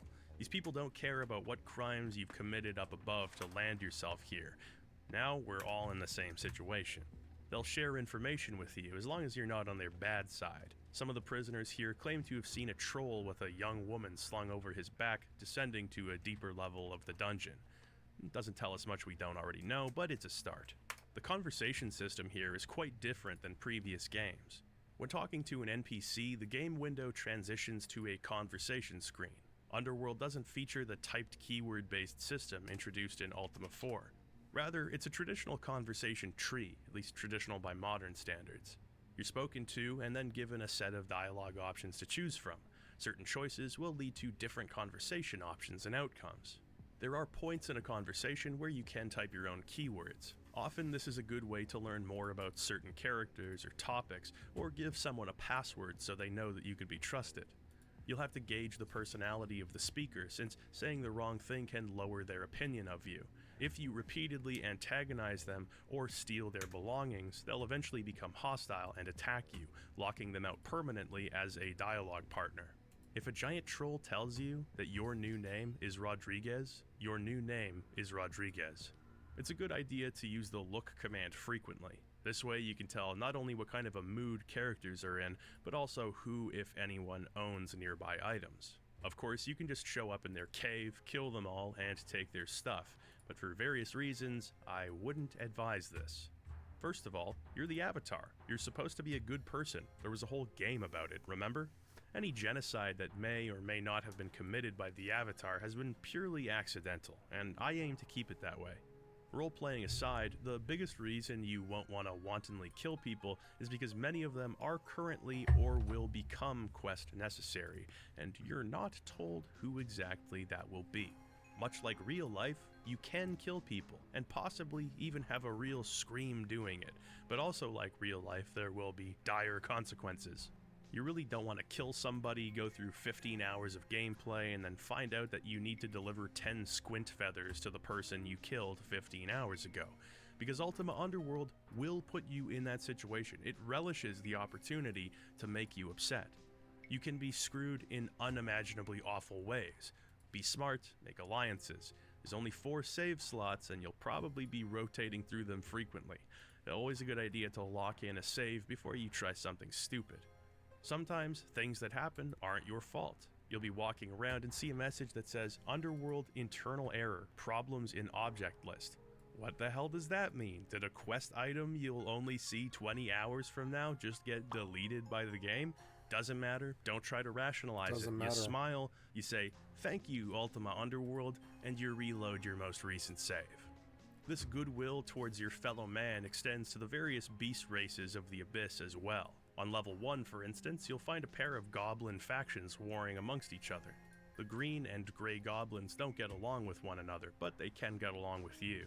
This is quite a major change that's mentioned in the memoirs of Sir Kabirus. To prove the virtue of his undertaking, Kabirus would invite many of the creatures that humans had long been at war with to live amongst them in this new society. Goblins, trolls, foot fetishists, Mennonites, all who would listen would be given a place in the Abyss to live in harmony with others. The lore of these creatures Why is did I also DC? expanded upon. Goblins apparently were created long ago as a result of unethical magical experiments once performed on prisoners. During the events of Ultima 3, the cybernetic demon Exodus rallied the goblins to his side, waging war against the people of Sosaria. Henceforth, goblins were assumed to be evil by nature and thus slain without mercy. Many years later, they reached an agreement with Kabirus. They would try their best to live by the code of virtue in exchange for clemency. It's an interesting little alteration to the game's lore, and one that I appreciate. It's not unreasonable to believe that such knowledge regarding goblins was just never recorded until now, and that's because they were seen as savage beasts. This extends to monsters from previous games, such as trolls and lizard men, which are given detailed in-world origins that never assume malevolent intent. I really dig the unorthodox lore and traditions of these fairly run-of-the-mill fantasy races. I also think it's in keeping with the themes and attitudes of the past few Ultima games, this focus on diplomacy and understanding those who are vastly different from ourselves. So, the goblins are nice. Well, not nice, but they're not hostile anyway. Your first inclination upon seeing a goblin may be to take your sword and cleave them in two, burning their fetid enclave to the ground, but that wouldn't be wise. The developers likely recognized your instinctual thirst for goblin blood, so they implemented a few safeguards to get you in the diplomatic spirit. The first thing is that in order to enter the goblin enclave, you have to speak to a gatekeeper through a portcullis. This also teaches the player that they can shout to distant NPCs, so long as there's not a solid surface between the two. The most important method through which you'll identify friendlies is the standard of Sir Kabirus. These flags are hung by the entryway of all friendly areas in the game, so if you encounter an NPC in the vicinity of this banner, you can rest assured that they aren't trying to kill you. I'm not joking when I say it can sometimes be hard to tell. It won't take too long to get a grip on things. The first level, despite how intimidating it can be, is actually fairly easy to explore. Underworld features an entirely non-linear quest structure, not unlike some previous Ultima games. Your initial goal is to find Ariel, which takes you deeper into the dungeon. From there, you'll come across all manner of quests and pressing tasks waiting for you. As the monsters become more difficult and the quests become more complex, your options begin to open up. You'll unlock shortcuts within dungeons, find new magic items and weapons, and also forge alliances with some of the groups in the Abyss. Helping people out is worthwhile, even when it's not pertinent to the central plot. There's a lot of interesting side characters with their own worthwhile little stories, and the rewards for helping them out can be pretty nice. There are multiple stairways down to each floor, and even some secret ways that can be helpful. Once upon a time, there was a massive centralized stairway down called the Grand Staircase, but it's long since caved in. Nonetheless, if you really wanted to put the pedal to the metal, you could probably find your way down each floor in a matter of minutes, but you'd be missing out on a whole lot, and probably ill-equipped to deal with some of the later challenges. Enemies in the Abyss are plentiful. After the death of Sir Kabirus, on top of clans drifting apart from each other, an evil presence began creeping back into the underworld. Goblins, mongbats, lurkers, gazers, and many other frightening creatures now await us within. The first-person real-time combat of Underworld was, again, unlike any other dungeon crawler of its time. While the combat featured in most games would either be action-packed and reflex-heavy, or slow-moving and stat-based, Underworld marries these two philosophies in a way that probably doesn't seem all that amazing nowadays. That would be a result of the precedent that Underworld itself set, one that would be followed by so many RPGs. At the time, it was novel. When you're ready to fight, you can engage the enemy by clicking on the combat button or your weapon on the paper doll. You can swing your weapon in one of 3 directions based on where your cursor is located when you left click. All weapons have a number of characteristics: their primary damage type, slash, bash, or stab, as well as their durability and attack speed. Heavier weapons are typically more durable and deal more damage, but are slower to compensate. In the beginning, it's mostly rats and slugs you'll fight, and they're not much of a challenge. For the most part there, you can just stand still and trade blows, but that won't be the case for long. Soon you'll be attacked by roving groups of goblins who can fire rocks at you with slings, ghosts that can freely move on a vertical axis, and skeletons. Wow, okay, I'm somewhere between we're so back and it's never been this over. In order to adapt to your enemy's increasingly diverse tactics, you must learn to strategize as well. You have to utilize your environment, bobbing and weaving between pillars, luring groups of enemies to choke points, and memorizing the rune combination of spells so you can quickly cast what you need to in a tense situation. You can sneak up on enemies, made easier by a superior stealth skill or an invisibility spell, but enemies can also get the drop on you, so awareness is key. It's also important to get a sense of enemy timing, getting close and baiting them into attacking. This puts you at risk, especially with some of the more erratic flying enemies, but also leaves your foes exposed and ripe for a sword to the gut. Creating artificial intelligence within a true 3D space was just one of the many challenges the programmers of Blue Sky had to contend with. What they ultimately produced works quite well. Enemies pursue the player, but not with an unreasonable determination. Eventually they'll give up the chase, but they're capable of some pretty advanced pathfinding, so it's not wise to rest on your laurels. The combat gradually becomes a sort of dance. You'll be moving back and forth, dexterously manning both a keyboard and a mouse, developing a rhythm for each enemy type. You do have an opportunity to overcome higher level enemies, but it takes a lot of effort. The fact that you can simply turn around and run away from most enemies, sneak past them, or muddle their minds with a spell of confusion, it's all a testament to the player's freedom of expression offered in Ultima Underworld. Seemingly impenetrable blockades can be overcome in myriad ways. This brings me to 2 words that I have individually used to describe the Ultima games, but never together until now: immersive simulation. This was a phrase that would later be coined by Underworld programmer Doug Church to describe a particular kind of video game. With the release of Underworld, gamers were no longer being asked to use their imaginations to fill in the blanks of insufficient presentation. The 90s ushered in a new era of interactive entertainment. With the exponential growth of computing power, graphics and sound were becoming more detailed, AI was more convincing, and the word immersion took on a whole new meaning. Once to immerse yourself in a video game was to fall into that hypnotic state that one does while playing an addicting game. Think losing track of the time while playing Tetris. Now, immersion was becoming shorthand for a total suspension of the player's disbelief, a loss of self-awareness that only the most engrossing fictional worlds could induce. The human brain has a nearly limitless number of responses to outside stimuli. These responses often have to be curbed while playing a game. The ability to reach out and pick something up and throw it. The idea of meeting a character in a game, being kind to them, being rude to them, punching them in the face, robbing them. The concept of coming across an obstacle and being able to decide how that obstacle is circumvented, whether you find a path around, or leap over top of it, or destroy it. With most video games, especially at the time, your line of thinking would need to be adjusted in order to match that game's particular set of rules and limitations. If there's an obstacle, you'll follow the game's path. Try to jump over, there's probably an invisible wall or something. What if instead of constructing a game world from this sort of smoke and mirrors, the game world was simulated?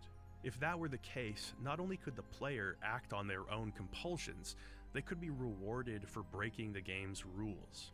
This was Ultima Underworld's mission statement, the origin of a video game philosophy that's still actively being pursued by countless developers to this very day. While Ultima 6 is often referred to as a proto-immersive sim for its emphasis on player choice, Ultima Underworld is widely considered to be the first immersive sim. It's evident from the moment you first pick up a rock and throw it. Its arc is realistic. It bounces off of walls and falls down holes. Enemies throwing rocks at you can accidentally hit and kill their own comrades. If you and an enemy both lob a rock at the same time, those rocks can collide in mid-air and halt each other's inertia. The force of the rock thrown is affected by your character's strength score. This is the power of not simply programming the movement of a rock flying through the air, but programming the simulation that facilitates that rock's movement. The developers are simply designing the rules of the world. Your experience as the player is hands-off as far as they're concerned. Those quote-unquote realistic physics extend to many facets of the game, including the avatar's own body. You can hop in place or leap through the air, careening to the ground and suffering damage relative to the height of your drop. The distance of your jump is affected by the velocity of your character when the jump is made. Annoyingly, you can even bounce off of walls and get sent several feet backwards if there is too much force behind your jump. It's not just the simulated physics, but the tiny details that make the difference. You can hear your footsteps depending on the hardness of the surface you're walking on. Your head bobs from side to side as you swim through the water, more or less depending on your swimming skill. Light sources like candles, torches, lanterns, and light spells have varying degrees of illumination in the dark. You can hear the flapping wings of nearby bats above you as you explore. Final Fantasy XI's like that. It all feels so cinematic, like a bespoke experience for the player, but it's not bespoke, it's simulated. In this way, everybody who plays Ultima Underworld is going to have their own stories to tell, sticky situations that they escaped from, or enemies that they overcame in their own way. The spells and magic items make a huge difference here. Learning the flight spell drastically changes the player's relationship to the dungeon terrain. Now hard-to-reach ledges become viable entry points for other parts of the dungeon floor. You get thinking about all the ledges you missed up until this point, how much treasure you might find if you return to earlier floors. Fireproofing spells and water-walking abilities similarly flip the script on previously inaccessible areas. Running out of mana or playing classes with less magical ability will force you to improvise. This is where the utility skills of Underworld come in. There's quite a list of non-combat abilities that can be leveled up at a shrine. The lore skill allows you to detect the properties of magical items, or even just get more detailed descriptions of mundane objects. This is important as plenty of seemingly normal pieces of armor or weapons actually have helpful magical properties. You would never know it unless you had a wand of identification or the lore skill. The search skill points out secret doors and hidden switches that you might have otherwise missed. Repair allows you to use anvils to restore your damaged gear. Tracking gives you a read on any enemies in the environment and where they might be skulking around. Acrobatics allows you to jump higher and take less fall damage. Stealth, swimming, appraisal, charisma, Why don't they lockpicking, make trap games disarming, like this all of these skills anymore? can be Why- tweaked and advanced why at can't we your get this discretion, anymore? and they can all lead to different possibilities. These unscripted moments where your unique skill set allows you to circumvent a particular challenge are the result of what's often called emergent gameplay.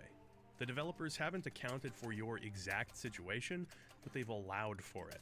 If you're poisoned, you can quaff an antidote potion, or cast a cure poison spell, or simply sleep it off. Hey, remember those leeches from earlier? They can be used to suck the poison from your blood. It damages your character, but it can be done. I reiterate, leeches can suck poison from your blood. This game demands, perhaps more than any other Ultima game, that you embody the avatar. You think like the avatar, and you act like the avatar. Hell, the game even asks you for your handedness in the beginning. A huge component of the immersion here is the game's 3D engine, which was among the first of its kind, and yet so far ahead of its time. The engine was developed in part due to Ned Lerner's contribution. His startup had developed tools which allowed not only for the rendering of 3D objects, but also texture mapping, and this is where the big difference lies. Space Rogue featured polygonal 3D graphics, but they were untextured, solid blocks of color floating through space. The Underworld engine utilizes texture mapping, which fills its 3D objects with detailed pixel art, not unlike the tiles that were being used in the 2D Ultimas. Texture mapping 3D objects had long been a conundrum for game developers, and that was due to hardware limitations. There's a lot of mathematical calculations that have to be made in order to place an image over top of a polygonal surface, or in this case, surfaces plural. Being able to render and calculate the placement of a texture from each individual frame, accounting for the player's movement and view angle, was an extraordinarily tall order back in 1992. To display the textures correctly with no issues would cause massive performance hitches. Much of the computer's memory was devoted to calculating this huge and hugely interactive world, down to whether or not two rocks are bumping into each other. This left less wiggle room for 3D performance. So Blue Sky sacrificed perspective-correct texture maps in favor of affine texture mapping. This will be familiar to anyone who's played a PlayStation 1 game as the warbling effect. The warbling certainly does occur in Underworld, especially when looking up or down, which itself would remain a novel feature for years to come. The gameplay window also takes up only a small section of the screen, which was done to save on performance costs. In spite of these compromises, and code which, according to Neurath, was barely holding together, this game engine is an incredibly impressive piece of work. It helps that the artistic angle of the game is equally as strong. The game's art was handled by Carol Angel and Douglas Wyke, making it Angel's first industry project, and aside from Madden football and some packaging, the first for Wyke as well. The game's art portrays a crushing darkness. You can't help but feel the sense of hopelessness as you make your way through the abyss. Grimy floors and walls covered with muck and creeping vines set you on edge. Put some damn shoes on, Avatar, you're gonna catch tetanus. Except they haven't discovered tetanus yet, so they'll just say you died of some old-fashioned disease like goblin madness. The ceilings in some sections of the dungeon are barely taller than the Avatar, creating a sense of claustrophobia. You know it won't suddenly crush you, but what if it does? Other areas are so vast, with tall ceilings and interiors that stretch out far into the gloom, that you'll just have no idea of what to expect. It's a very moody game, a grim and isolating experience that feels wholly different than the Britannia we've come to know. The limited draw distance is well utilized to restrict your view and reinforce that subterranean mood. To the average Ultima fan, this could be off-putting. The idea that we're spending not just an extended period of time, but the entire game underground in some dank, sunless prison. Where's the scenery? Where's the joviality? Well, it's hard to come by, but not totally absent. The Abyss Dwellers have managed to carve out little safe havens that come to feel cozy in contrast with what's outside. There's still hope and civility to be found here, but it's in short supply. It can be difficult to landmark your environment when so much of it is just cave passages and brick walls, but Underworld actually circumvents the worst trappings of the dungeon crawler. Major areas of each floor are cleverly distinguished through the use of unique textures. As mentioned, there's always the standard of Sir Kabiris, but it goes beyond that. The Grey Goblin settlement on level 1 is encased in peeling stucco, while the human settlement's floors are made from marble tiles. From a design standpoint, it's a simple but effective way of helping to designate important locations. From a technical standpoint, it's all the more impressive when you consider that Underworld was probably the first 3D game to bother displaying textured floors and ceilings at all. Despite the through line of dark dungeon flavor within the Stygian Abyss, each floor has a unique atmosphere. After spending a long enough period of time down here, you'll be able to identify which floor you're on at a glance. This is largely thanks to the designs of the levels themselves and the architecture within them. Most of the clutter you find on any given level will be 2D and sprite-based, ever facing the player. This includes campfires, projectiles, even NPCs, although they can walk around, which changes the angle you see them from. The chunky, heavily outlined sprites do a good job of standing out in the dungeon. You'll never mistake an item for a non-interactive element in this environment, and that is important. As an inevitability, the crisp pixel art is somewhat distorted in the 3D environment, depending on where you're looking at it. The user interface, on the other hand, always looks great. The paper doll equipment interface is just as clear and intuitive as ever, and it's cool being able to always see your character. In first-person games, you often can't appreciate how badass your guy looks. I like being able to admire my character's stupid hat whenever I want to. The serpentine dragons coiling around the gameplay frame are an excellent touch too. I love the way they occasionally twitch and flick their tails. All of the little details are just on point. A slab that the compass sits atop, vampire bat staring the player down, the health and mana vials. Yanking this pull chain on the inventory screen will rotate it over to a stat view, which is a nice efficient use of the UI. It also means that there's no pausing, adding to that sense of realism. Anything you want to do, from chugging a potion to checking your attributes, has to be done in real time. Certain objects, such as shrines, are also impressively modeled in 3D. There are a few standout sections that do a nice job of showing off the engine's capabilities. The monsters of the underworld look suitably intimidating too. Most creatures have multiple frames of animation, and some, such as the ghost, even utilize transparency.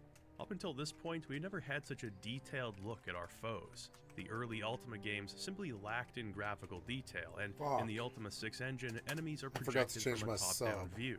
Facing off against golems or giant spiders and seeing them approach you, scare the shit out of you, adds a totally new dynamic to the game, up close and personal. The encounters feel intense because of these larger, more detailed enemies shown from a frontal view. The sprites and character portraits used also do a good job of utilizing limited space. Items are relatively small but translate well to both menu icons and in-world instances of objects. Despite the game taking place entirely in an underground dungeon, there's an impressive variety of textures used on walls and floors, giving the areas within each level a distinctive look and vibe. The addition of vines creeping on walls, stalactites dangling from ceilings, and small details marking the environment, such as windows which can even be looked through, go a long way in selling the authenticity of the underworld. Much of the visuals are still identifiably Ultima, but it feels like a much darker fantasy than how Ultima is typically portrayed. I think it's a great excursion for the series, especially following the World spin-offs, which were almost a little too bright and cheerful. The Stygian Abyss is a reminder that the world of Britannia, for all of its virtue, can be a violent and cruel place for those on the wrong side of the Codex.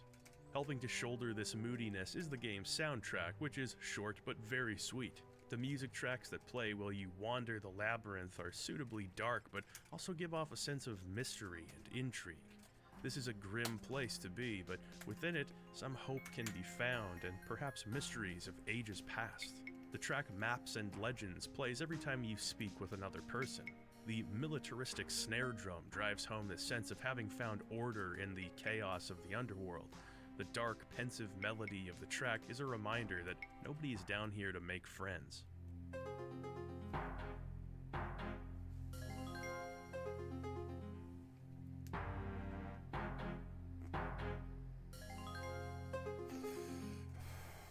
There are a handful of high-energy combat tracks which are suitably intense and disorienting. These are queued up automatically when an enemy is nearby, which gives the game a context-sensitive soundtrack of sorts.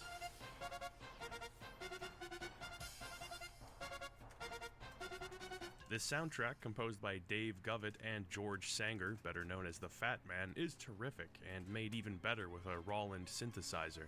The only issue I have is that there's just not enough of it. You spend so much time down here in the dungeons, hearing only a small handful of tracks can be repetitive. That's when you throw on some Judas Priest for a little bit. I swear, no matter what you're doing, the lyrics will fit the situation. It's weird. Interestingly, playing with a Roland synth can add a creative spin to a few sound effects. Opening doors sounds like a hi-hat clapping. Jumping into the water sounds like a digital slap bass. I mean, what is this, the Underworld or Funky Town? So with knowledge of many gameplay systems, the question is, how do the story and the various quests within the game unfold? When you first make contact with the goblins of Floor 1, you'll meet Vernix, king of the Green Goblins, and an insufferable ass who needs his ego stroked, or else he'll tell you to mosey. With sufficient toadying, he'll clue you into a story of great importance. Apparently, the late Kabiris had gathered 8 talismans, each corresponding to one of the virtues. He planned on giving them to the communities of the Abyss as gifts. Since his death, nobody knows what's become of the talismans, and they're assumed to be lost. Anybody with an even passing familiarity in Ultima as a series knows that somehow, some way, we're probably going to need those talismans. The second floor of the Abyss is where things get really interesting. These are the halls of the Mountain Folk, otherwise known as dwarves. Yes indeed, dwarves are back in Britannia, and I for one couldn't be happier. For the record, they get pretty pissed off if you call them dwarves. They prefer mountain folk. The mountain folk were brought here for their unmatched excavating abilities, easily carving out livable spaces from the bedrock. As a result, their enclave is well organized and pleasant to look at. The ever-present darkness and tall ceilings of their royal hall bear a striking resemblance to the mines of Moria. You're given several quests here. The leader of the mountain folk, Goldthirst, tells us of a vile gazer that's been terrorizing the dwarven mines. These mines have since been abandoned, although a blacksmith named Shaq still works there. In addition, there's a fellow by the name of Ironwit who asks you to retrieve some blueprints for him, although the directions he gives aren't exactly clear. Since we're likely not powerful enough to handle a gazer just yet, finding the blueprints seems like a good first step. We're told that they're off in an alcove, a much further distance away than I'm comfortable jumping at present. Ironwit mentioned that he's stored a potion for just such an occasion as this, a potion of levitation. The only problem is that the storeroom is locked and it's being kept next to a deadly bottle of poison, and he doesn't remember which one is which. Trying to bash the door to the storeroom seems impossible. My lock-picking skill is also nowhere near high enough to be helpful. This means key hunting, and the nearby maze is a good place to start. This labyrinthian area is filled with Headless, an enemy you might remember from earlier games, who make their return. Now watching this back, you might not think too much of this section, but for just a moment, I want you to try your best to imagine that you're a teenager in 1992 playing this for the first time. You'd never experienced a 3D world like this. The eerie music that plays as you creep through these dark halls, your defenses low, footsteps echoing throughout the level. Are those mine? Your torch is almost extinguished. You're surrounded by nothing but walls reaching high beyond your sight. You gradually become aware that only the headless living dead accompany you down here. You'd be shitting your pants. These sub-areas within dungeons are masterfully paced and placed. They never feel out of rhythm with the rest of the dungeon, but they still serve as distinct areas with unique challenges. After leaving this area, you can breathe a sigh of relief. The rest of the dungeon doesn't look particularly different or much safer, but at least you're not there anymore. When I say that playing these games gives every player their own stories to tell, this is what I mean. Like a game of D&D, you'll never forget about the time you ventured through the Headless Maze, got lost in the dark, nearly became a Headless yourself. Also, like a D&D story, most people probably won't find it that interesting, but hey, it's a feather in your cap and you'll never forget the experience. Alright, time to quaff that potion and levitate on over to the other side. And fly! Son of a bitch-a-rooney dooney. The levitation spell effect is quite interesting. As mentioned, it really changes the dynamics of exploration. No dungeon crawler had ever featured such vertical layouts on each floor. The way that slopes and passages wind amongst each other creates a lot of depth beyond the simple X and Y axis that a player would be used to. Using the Q and E keys, you can raise and lower yourself, cruising through the air with the greatest of ease. You move quite slowly and the spell effect doesn't last long, but having this option to deal with certain obstacles is really helpful. On top of just being a consistently useful feature, it's a great way for the developers to show off, taking advantage of these full 3D environments. Your reward for returning the blueprints is another levitation potion. Great. If you bribe Goldthirst, he'll tell you the password to his treasure room, just to look, not to touch. After all, it's located in a pit guarded by a golem with no way back up. But I have a levitation potion, so that won't stop me. If you can outmaneuver the golem, you can get some great stuff. You're taught the concept of using passwords in dialogue, how to levitate, and giving gifts in conversations, which is important. There are plenty of characters who jealously guard information or resources, but they'll be more inclined to help you if you can fit to their tastes. Dwarves love gold, hence the names, while certain other characters might be desperate for food, a light source, or other types of treasure. By figuring out what they want and obliging them, you'll often become privy to some very helpful information. In addition to this soft reward, you'll also find a rock hammer while dealing with the blueprints. Rock hammers are an example of a tool that can alter the environment. In this case, the rock hammer unsurprisingly allows you to hammer rocks. You can destroy them, which opens up new paths and serves as a source of slingshot ammo. Being able to pave your way through rocks is necessary in navigating the abandoned dwarven mine. To the south, you'll find shack working.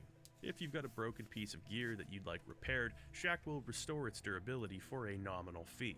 There's also a wait time, and yes, it's real time. You have to go dick around for 15 minutes while waiting for your sword to be repaired. It's actually a good trade-off and really hammers home, the resource management that Underworld encourages. Good weapons aren't easily found, at least not for some time. You have to be cautious when using your equipment, lest you break something at a critical moment. Even when you do find plenty of food, gold, and items, you will be held back by your carrying capacity. Encumbrance scales with your strength level, and it's a hamstringing force throughout the entire game. The better your armor is, the heavier it is. The heavier it is, the less you can carry. Food, potions, scrolls, they all add up, and you will frequently find yourself having to make decisions. Is it better to deck yourself out in plate mail, or should you leave your shield or gauntlets behind so you can take a few extra potions? Gold coins are especially insidious when it comes to weight. Just a small handful can make a big difference. Your capacity is affected by your character's strength, so warriors have a notable advantage here. Playing a mage, you won't be able to wear much armor, making magical buffs more important. Because of all this, it's a good idea to find a safe zone on each floor where you can store your gear. That way, you can return to it later when and if you need it. This is possible because your item placements in the game are persistent. If you kill an enemy and search their body, that loot will spill out onto the ground where it will remain for the duration of the game. If you toss your gear onto the floor, you can rest assured that it'll be in the exact same place when you come back. Unless, of course, you see the old Underworld internal error problems in object list message, in which case resting assuredly would be about as far from your current emotional state as possible. Regardless of the odd bug, you'll be dropping stuff off frequently, so it's a big point in the game's favor that your errant items aren't wiped from memory the second you change floors. It's also important that this doesn't happen. Much like the killing of NPCs, the game gives you the freedom to drop absolutely game-necessary items wherever you want. The easy solution? Don't drop game-necessary items. The thing is, you don't always know what's considered game-necessary. I was carrying around a recipe for rotworm stew that I'd learned from the goblins on level 1. I figured it was just something that I could do to create food, so I wrote it down in my physical notebook and tossed the recipe somewhere. You need that recipe, and I don't mean you need to know it, I mean you need the item itself. I can't tell you how panicked I was scouring each and every level looking for this recipe. I'd made so much progress. If I had to start a new game over this, I would have been flushing many hours of gameplay down the toilet. I checked every nook and cranny, examining notes that I had tossed and scrolls that I'd come across. At long last, after much searching, I breathed a biblical sigh of relief. I found the recipe. In that moment, I learned one of many lessons that Ultima Underworld would go on to teach me.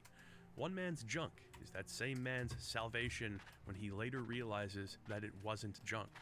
Once you've managed to slay the gazer in the mine, you can return to Goldthirst, who expresses his gratitude on behalf of the mountain folk. He awards the avatar with a rare gem cutter, which, like offering gifts, utilizes the game's bartering interface. The bartering system of Underworld is a noteworthy aspect of the game. The circumstances of the Abyss's collapse have resulted in a trading system in which gold is only one small facet. Mostly, you'll be trading goods for other goods. During a conversation, you'll often have the option of choosing to barter. Sometimes this depends on your reputation with a given person. You can drag and drop your desired items to the barter window at the top of the screen, then click on whichever items you want from the NPC stash. If the NPC finds the trade to be favorable, they'll agree to swap items with you. Bartering is affected by two skills in particular, appraisal and charm. While bartering, you can gauge the quality of the current deal. A low appraisal skill will only give you a general idea of how imbalanced the current trade might be, while high appraisal gives you a more specific measurement. The charm skill simply lets you cut better deals. You flash him a cheeky avatar smile, you flex your muscles a bit, all of a sudden your stuff is all worth more. Because of this, gold is mostly treated as an equalizer, bringing deals up to parity with each other. It's a surprisingly robust little system, and one that would later be used and expanded upon by so many CRPGs. I don't think anyone would have batted an eye if they just had a typical store layout where you bought things with gold. The inclusion of bartering really impresses upon the player the desperation that people are facing. Food, water, and survival equipment are far more important than gold and jewels for the average person here. The bartering screen is also used to turn in quest items to NPCs, simulating the act of handing somebody an object.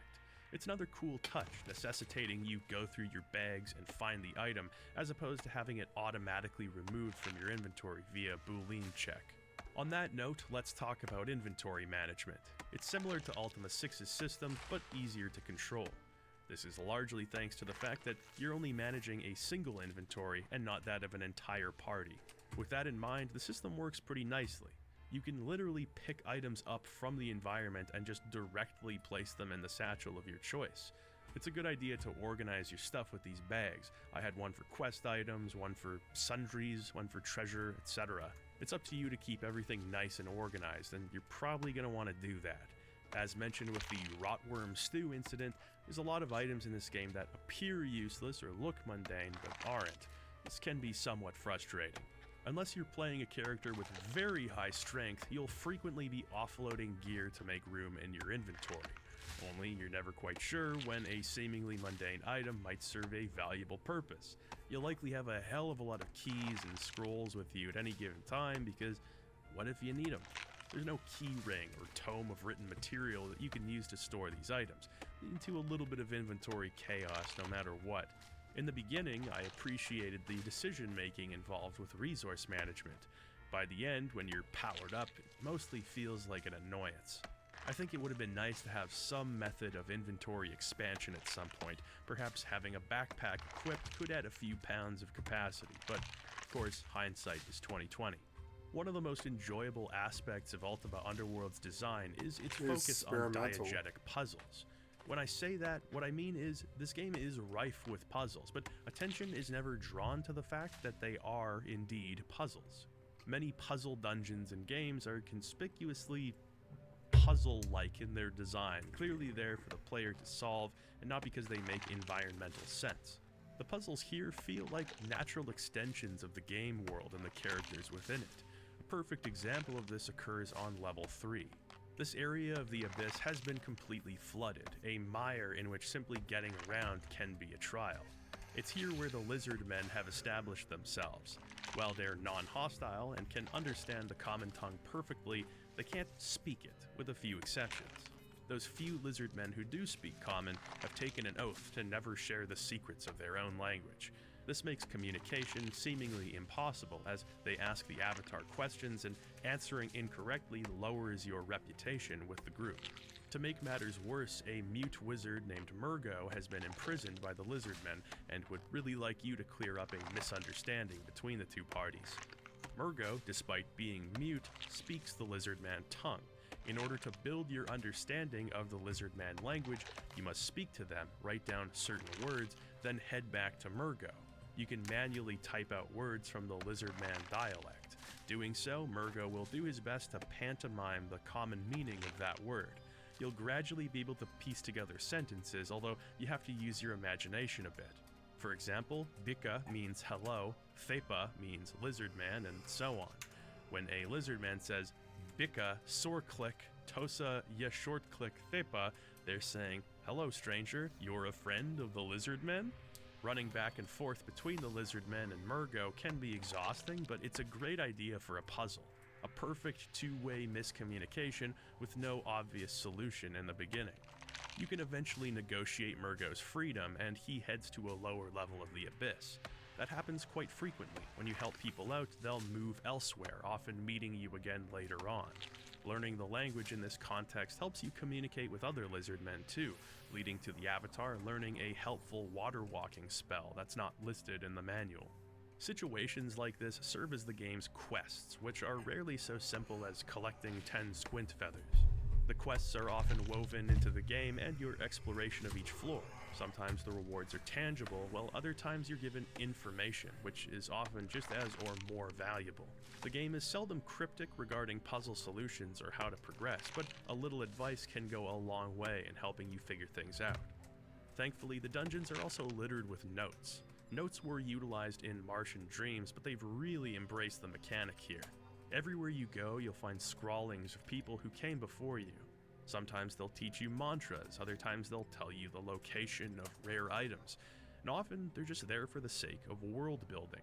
This concept of world building is such a critical component in the immersive simulation. Rather than explaining concepts via cutscenes or heavy-handed expository dialogue, you're just given disparate bits of often conflicting information in-game, and then left to infer what happened to this world. Characters will speak with bias, and notes may not always be accurate either. Being able to piece together these backstories helps to make Underworld's conception of Britannia feel like a grounded and believable place. The concept of using notes in this way is really easy to take for granted, given how many games rely on such a thing. But at this point, it was still a very novel idea, having to rely on secondhand info to give you a fuller picture of the story and life in the Abyss. It's a key component of the game, and any kind of instructions or concepts the game is trying to put across are delivered in-world.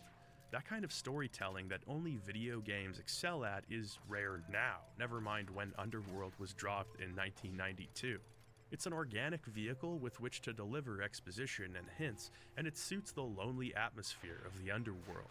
It doesn't feel like the world is being presented to you, it feels like you're uncovering something, like you're partaking in a world that existed before you were present and will continue to do so after you're gone.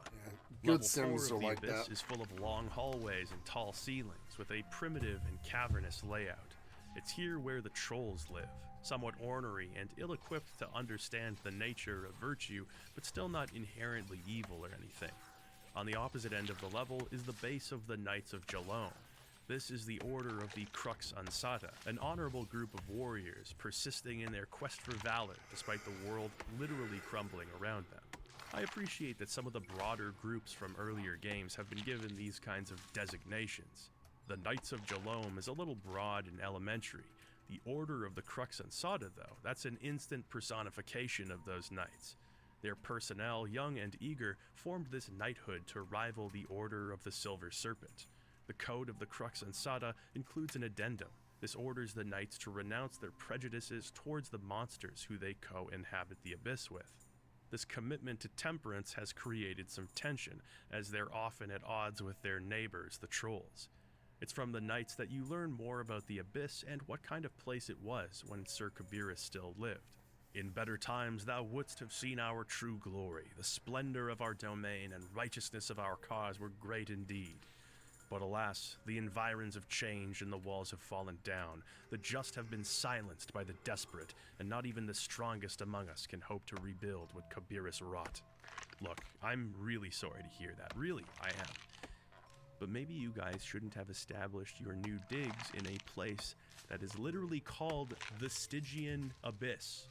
The importance of the talismans is reinforced here, and the knights even allow you to join them, though it isn't mandatory. What follows is a sort of prototypical faction quest line. You're given a number of different missions to prove your mettle and are rewarded with both a title as well as access to the knight's armory. It feels substantial enough to be a chunk of the main quest, but it's entirely optional and very much worth doing. Whether you join them or not, you'll be asked to help the Order slay a Chaos Knight named Roderick. He was once a member of the Crux Ansata, but perhaps due to the nature of the Abyss itself, he's been corrupted by darkness. We speak to the last man who attempted to fight Roderick, a grievously wounded man named Biden, who was struck down by Roderick. The Chaos Knight has assumed control of the old banquet hall, and what follows is a battle of attrition. Roderick has got plenty of health, high defenses, and many of the dungeon's creatures show up to help him. Thankfully, I was wearing a ring of leaping that allowed me to escape and cast a few healing spells in the nick of time. Death is an interesting matter in Underworld. In the beginning, when you die, you simply reload a save, as you would any other CRPG. Not long after starting, though, you'll find the Tree of a Silver Seed. Interacting with it, the tree crumbles to dust, leaving only the seed behind. Anywhere you plant the seed, a tree will grow in its place. From that point on, if you die, you'll respawn at the silver tree.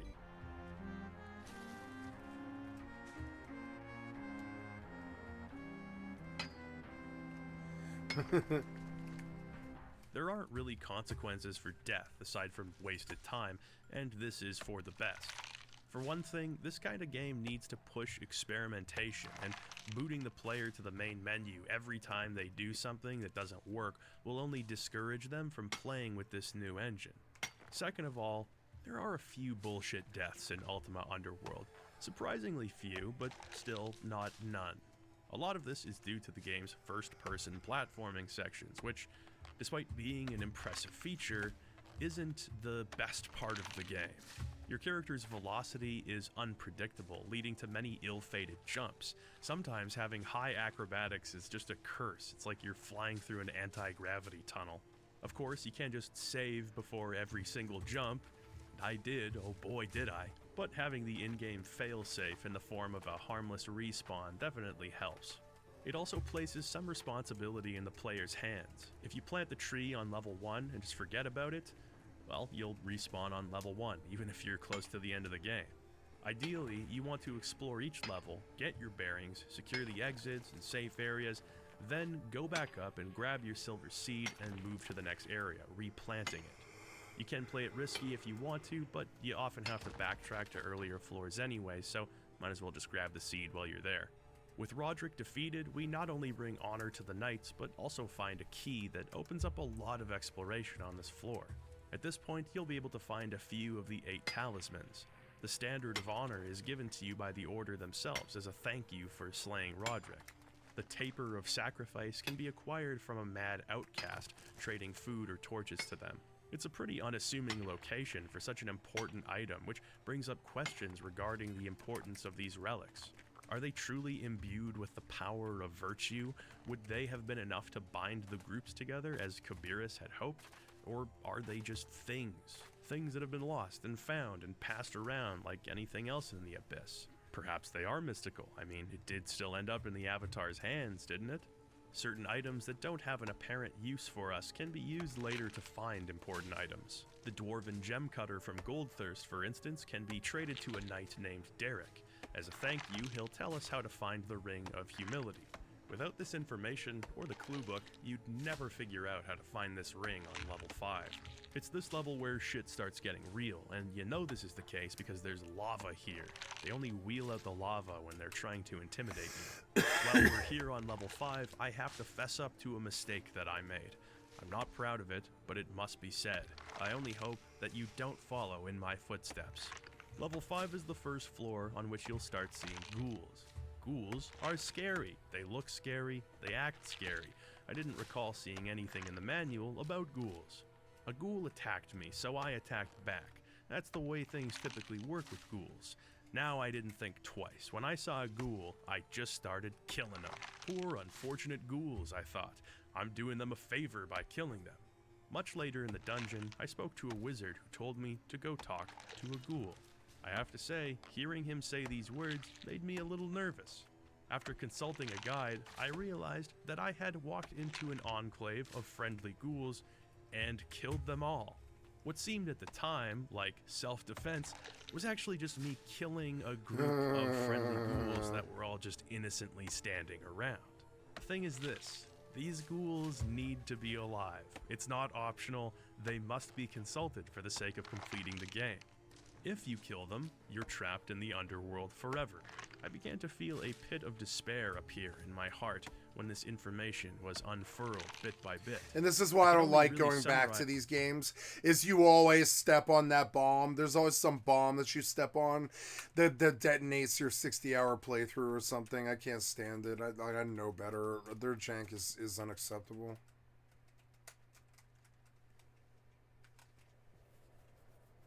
I know better.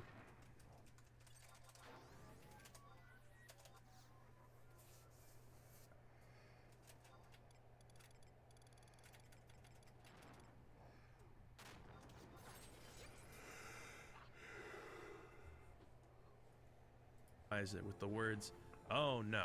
Oh no, no, no, please, no, come on, no. I keep a steady rotation of saves. I'll save in slot 1, then slot 2, 3, 4 before restarting. It seemed like a good system at the time. So the odds that I had a save from before the whoopsie were not good. Yet, there by the grace of God, slot 4 was a save from literally moments before I killed the ghouls. I lost several hours of progress, and I wasn't too happy about that, but it was another of Ultima Underworld's trademark lessons. Look for the flag, stupid. If you can see the flag, you can't kill anything, even if they're really scary. This ability to have the player unwittingly lock themselves out of progression, I have mixed feelings about it. I can't deny that during this whole debacle and the Rotworm Stew incident, I felt nothing but dread until the situation was resolved. I was really lucky. It's not unreasonable to imagine that someone might lose a key or piss off the wrong NPC. In those situations, I mean, you're just well and truly screwed, and the magnitude of that screw-up probably wouldn't be immediately evident.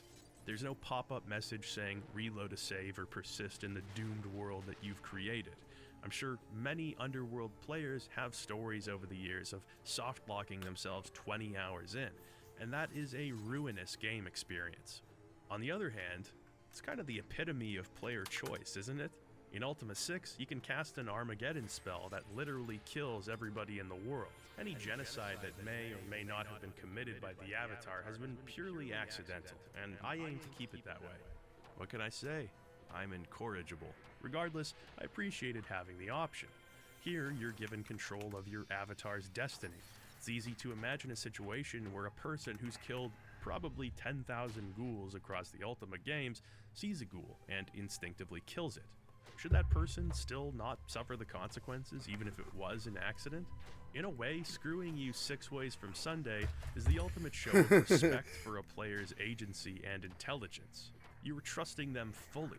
This doesn't make for the best game experience, but I have to respect the balls it took to commit to this uncompromising design. If you were really underground in a labyrinthine dungeon full of locked doors and you found a shiny golden key, wouldn't you guard it carefully? Or would you just throw it in a corner somewhere and say, probably won't need this? It's on level 5 where much of your thoroughness from earlier levels is tested. First of all, there's the lava. It's not much of a problem now, but traversing it will shortly become a more important matter. Marrow Suck will offer to make you dragon skin boots. It's like Rick Wetzel starting a chain of pretzel stores. If your name is Marrow Suck, you pretty much have to become a ghoul.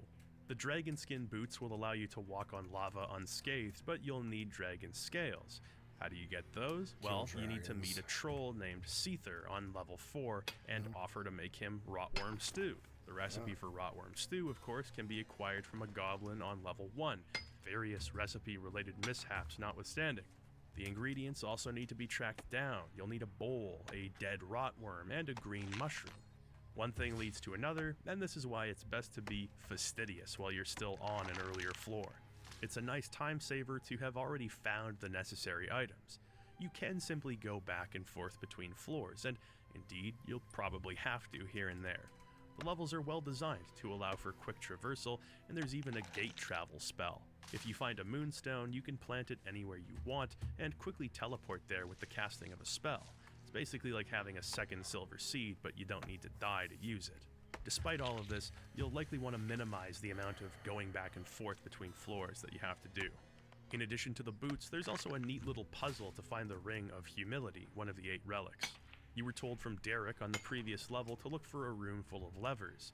He gives you the order with which to pull them and also tells you to avoid the center of the room, else the levers will reset.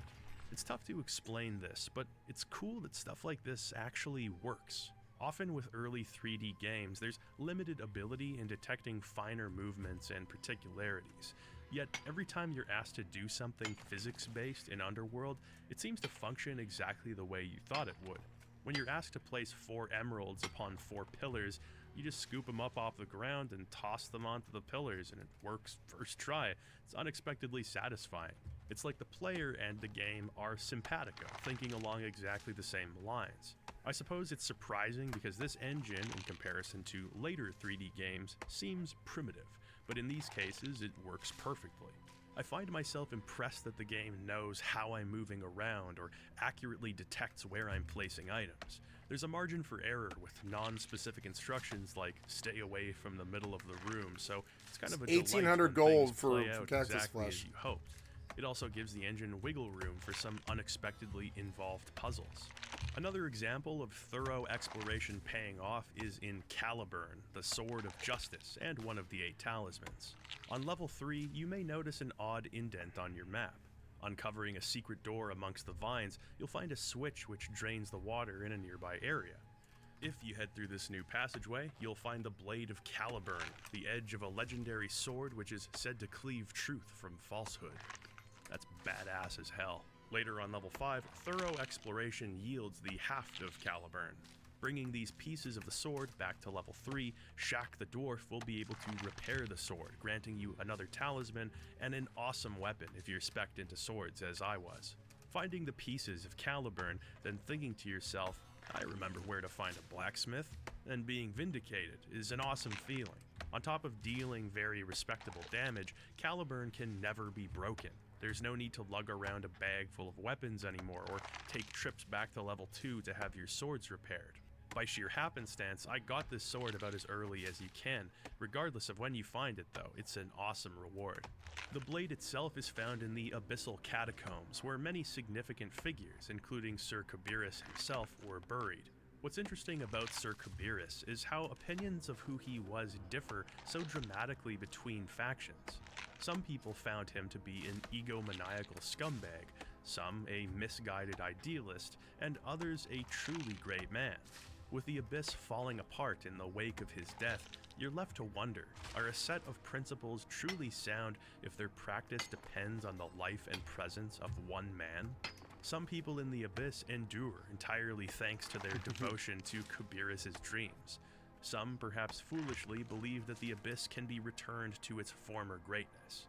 It's an interesting question to reflect on, the nature of an idealist and how many of their fruits depend on their own charisma. Yeah. I gotta go to the restroom. I'm sorry. I'll be back.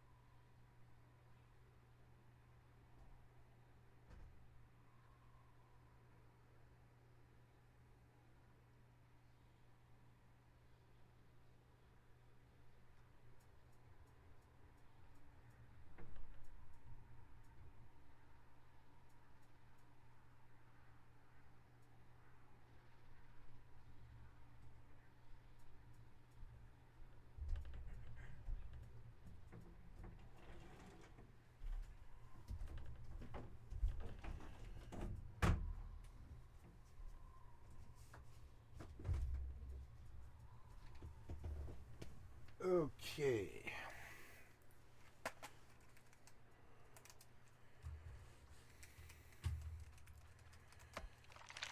as opposed to the beliefs they espouse.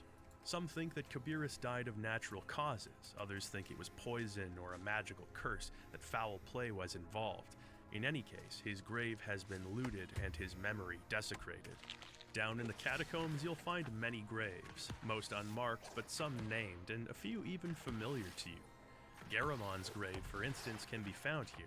It was a surprisingly poignant little moment, almost literally stumbling across the forgotten grave of this person who's been speaking to me through the Avatar's dreams. It creates a much more tangible connection to the story as well. You can also find an epitaph to the gargoyles chiseled in the wall. Although no more gargoyles will reside in the Abyss, we thank them for the sacrifice they made. Here lie those gargoyles who perished during the Great Plague shortly after the foundation of the colony of the Abyss. The effort they made to improve the Abyss shall not be forgotten. After spending so much time with the gargoyles in Ultima 6, this is a sad little message to find, and one that players are likely to miss. The fact that the Abyss has once again become a forsaken place makes it likely that their graves and memory will be forgotten, which adds a sense of melancholy as you wander around these crypts. It's the casualness with which you find these writings that gives them significance. If you had no choice but to read the message, if the little stories you encountered were spoon-fed to you, they wouldn't have the same impact. It's the lack of pomp and circumstance that really works here. I just came for the loot. I didn't expect to be reflecting on the passage of time and the nature of a legacy. There are several other interesting occurrences on level 5. You can find an old woman restlessly searching for her dead lover, driven mad with grief. You enter what was probably once a glamorous feasting hall, only to find it abandoned and filled with headless. You can help an alchemist find pieces of a rare mineral that he believes will allow him to create gold. Snack the Ghoul will teach you a song that can be played via the number keys on your keyboard, provided you bring him a flute. Each and every level is constructed slightly differently. No matter which level you're on, the ebb and flow to these areas is extraordinarily well put together. The first level is fairly simple, many narrow hallways connecting to each other, with plenty of routes taking you wherever you need to go. The second level is shaped like a cross, with the center pillar branching out into 4 distinct regions: the maze, the mine, the mountain folk settlement, and a canal. Each area is like its own miniature dungeon, allowing you to return to the center and choose where to go next. The third level is built like a traditional dungeon crawler level, with many maze-like interiors, jail cells, and branching hallways. The periphery of this area is surrounded by water, which, once you have the water walking spell, acts like a circuit that easily connects the different sections to each other. I could go on, but I think you get the idea. There's a rhythm to these levels, a great balance of puzzles, combat, exploration, and secret nooks packed with loot for you to find. Just when you're ready to throw in the towel, you'll come across a friendly community where you can catch your breath. Much of these areas are expanded upon and reused thanks to the keys you find, the levers you pull, and the spells you can cast. In this sense, the levels are anything but disposable. Through repeated expeditions, you'll become familiar with each one, relying on the map less and less often.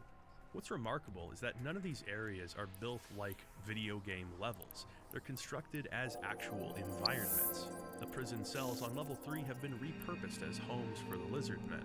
The cemetery on level 5 isn't designed for your convenience as a player. Instead, it simply acts as an underground cemetery. Grave plots are systematically placed with rooms full of offerings and cave-ins affecting the accessibility of the area. It's something I didn't notice at first, but looking back, it's obvious. Part of what makes Ultima Underworld such an immersive game is the fact that the Abyss feels like a real place. Hovels have been dug out of soft ground, fires lit, and sleeping quarters placed next to wells of fresh water. Pits in the ground lead down to sewage canals where creatures scavenge for food and leeches wash up on the shore. It feels like an underground city, like it was intentionally built for this purpose. I know that may seem obvious, but frankly, contemporary dungeon crawlers didn't abide by this philosophy. They were designed as video game mazes. There wasn't a sensible placement and flow of different rooms or the arrangement of furniture. In Underworld, you don't find the highest quality armor packed into a chest at the end of a combat gauntlet. Instead, it's located in the Knight's Armory. Mushrooms are found growing in moist, humid areas, such as the flooded level 3. Bowls are found next to places where people eat. To have the exploration be engaging while making the levels pragmatic shows an understanding of design that game studios rarely capture on their first attempt. Apparently, the employees of Blue Sky would take camcorders and shoot video of themselves walking around the office in first person. They were trying to understand the logic behind movement and how that could be applied to a game. I think this obsession with creating something real ended up paying off in more ways than one. The 6th level is where the game's challenge really kicks into high gear. This area is surrounded by lava flows, with the southmost region being home to the Seers of Moonglow. This is the most heavily populated area of the Abyss, with plenty of rooms carved out of the cave, albeit somewhat featureless. Maybe they're aesthetics or something, I don't know. It'd go to explain why they need so many favors from you. Wizards are simultaneously the most hyper-competent group of people in fantasy, while also being the most utterly helpless. They'll tear your soul from your body and banish both from this mortal coil, while also struggling to get the wrapper off a Milky Way bar. That is to say, a lot of them need your help. Assisting one of the wizards and exhibiting honesty in your responses to his questions, he'll reward you with knowledge. Specifically, he'll tell you where to find the Book of Honesty, which is one of the 8 talismans. Actually, brief aside here, the game calls it the Book of Truth, but it's referred to as the Book of Honesty. Why does it matter? Well, it doesn't really, but the Book of Truth was an immensely important artifact in Ultima 4. It was needed to unseal the Abyss and closely guarded within the library of the Lyceum. Why the hell is it just sitting around down here? Anyway, despite the wizard's helpful instructions, I had accidentally already found the Book of Truth. I was floating through the air following the lava flow and saw it sitting on a nearby ledge. I guess helping him was a waste of time, but hey, sometimes virtue is its own reward. The fact that you can complete objectives out of order, and even accidentally, and that there's multiple entrances to these areas, is all well within the glorious tradition of Ultima. If you'd rescued Murgo from the Lizardman language incident earlier, his mentor, Dr. Owl, will tell you where to find the Wine of Compassion, hidden in a northern room underneath a tile. In the wizard's lair, there's all kinds of secrets to find and hidden doors to unlock. You can find an upset specter named Warren. I don't get it, it's not hostile, but it won't talk to me. Oh. Spectre, Warren. Oh, that's very funny. I'm simply grinning from ear to ear. One thing that did get a chuckle out of me was this door. I was just going about my business, opening a door, when all of a sudden it started talking to me. Open, close, that's all anyone ever has time for. Things were not like this when I was thy age. What was different about opening doors back then, I wonder? Apparently, this is a wizard who turned himself into a door because he was tired of people asking him inane questions like, how can I cast sheet lightning? And now I must resist the temptation to ask how to cast sheet lightning, because that sounds kind of sweet. The wizards also tell you of an iron golem. In better days, many would come to challenge the golem in the name of valor. None would prevail, but the golem was a mirthful sort, and those who participated would always earn his respect. The golem has a long-awaited challenger, and we can fulfill this role. You battle him in the center of a lava lake, which is pretty metal, and incidentally, so is he. His tough hide can break your weapons, and his defenses are almost impenetrable, so prepare for an endurance round. Defeating him, he awards you the Shield of Valor, yet another of the 8 talismans. Like the Sword of Justice, this shield is equipable and unbreakable, making it another pretty sweet addition to your arsenal. You'll find some other great treasures on this level too. Some of the rarer runestones are located here, and the northern caves hold many secrets. It's here where you'll first encounter the fire elementals, which are some of the deadliest enemies in the game. Their fireballs are damaging and accurate, and even fire defense spells don't help too much. To make matters worse, they've got lots of health and they're hard to hit. Even a skilled player can be easily overwhelmed. Sometimes it's best to just run away. I mean, I've got the Shield of Valor, what am I trying to prove? Among the seers, you'll find a man named Firgen. You startle him out of a dream, or rather a vision. He sees a demon being summoned and wreaking havoc upon Britannia. Boy, I'd hate to be the guy who's got to deal with that mess. He also teaches you how to induce these visions. Huffing burning incense will cause machine elves to visit the avatar, something like that. In our case, we can see one of the remaining 8 talismans, the Cup of Wonder. Parts of a mantra are scrawled upon its surface, which we must put together. Now I have to admit, finding the Cup of Wonder is one of the more questionable tasks you have in the underworld. What I mean by that is, I don't know how you would figure this out without the clue book, as I certainly couldn't.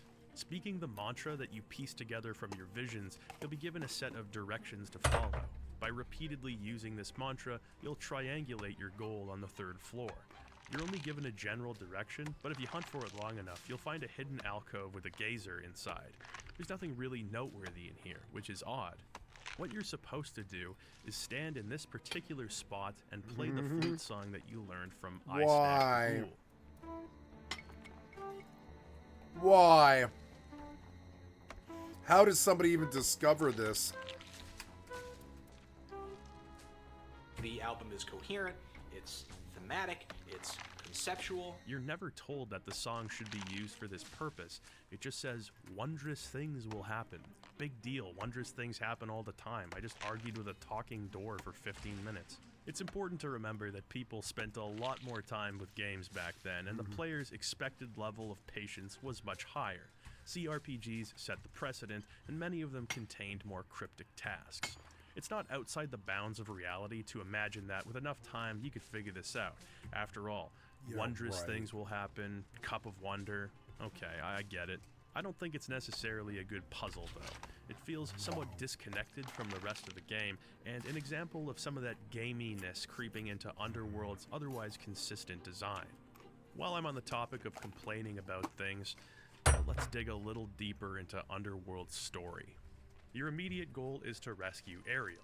For most of the first half of the game, you'll always be able to ask about Ariel with NPCs. Typical responses like, have you seen a girl around here, what have you. Well, the mountain folk are all just dudes, so I have to assume that she would stand out. Eventually, conversations somewhat abruptly stop giving you the option to ask after her. This is right around the time where you begin to piece together the bigger picture. The ghost of Garamond warns you of his brother's actions, a man named Tibal, and the one who had Ariel kidnapped in the first place.